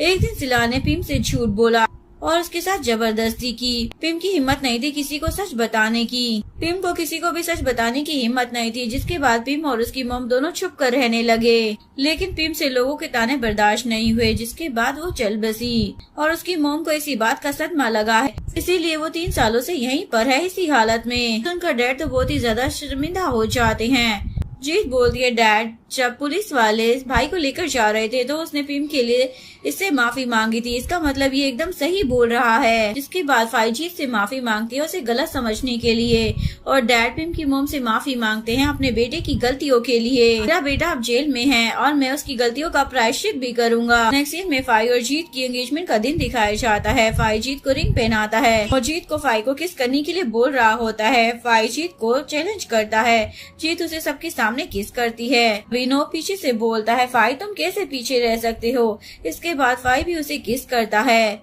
डैड आकर उसे रोक देते हैं और बोलते हैं, पहले मैं मेरी स्पीच तो दे दूं। इसके बाद डैड दोनों को अपनी ब्लेसिंग्स देते हैं, जिसके बाद सभी लोग बहुत ज्यादा खुश हो रहे होते हैं। इसके बाद डैड उसी आंटी के पास बैठे होते हैं और उसे बोलते हैं, अब से मैं आपका ख्याल रखूंगा, मैं अपने बेटे की गलती की भरपाई तो नहीं कर सकता हूँ। इसके बाद ये दोनों घूमने के लिए निकले होते हैं, जहाँ पर जीत उसे वादा करता है, मैं हर पल तुम्हारा ख्याल रखूंगा, और वो दोनों एक दूसरे को किस करते हैं। यहीं पर इस कहानी का डी एंड हो जाता है। अगर आपको वीडियो अच्छी लगी हो तो प्लीज वीडियो को लाइक करें, चैनल को सब्सक्राइब करें, न्यू अपडेट्स के लिए बेल आइकन का बटन प्रेस करें। मिलते हैं नेक्स्ट वीडियो के साथ, तब तक के लिए सारांगे, बाय बाय।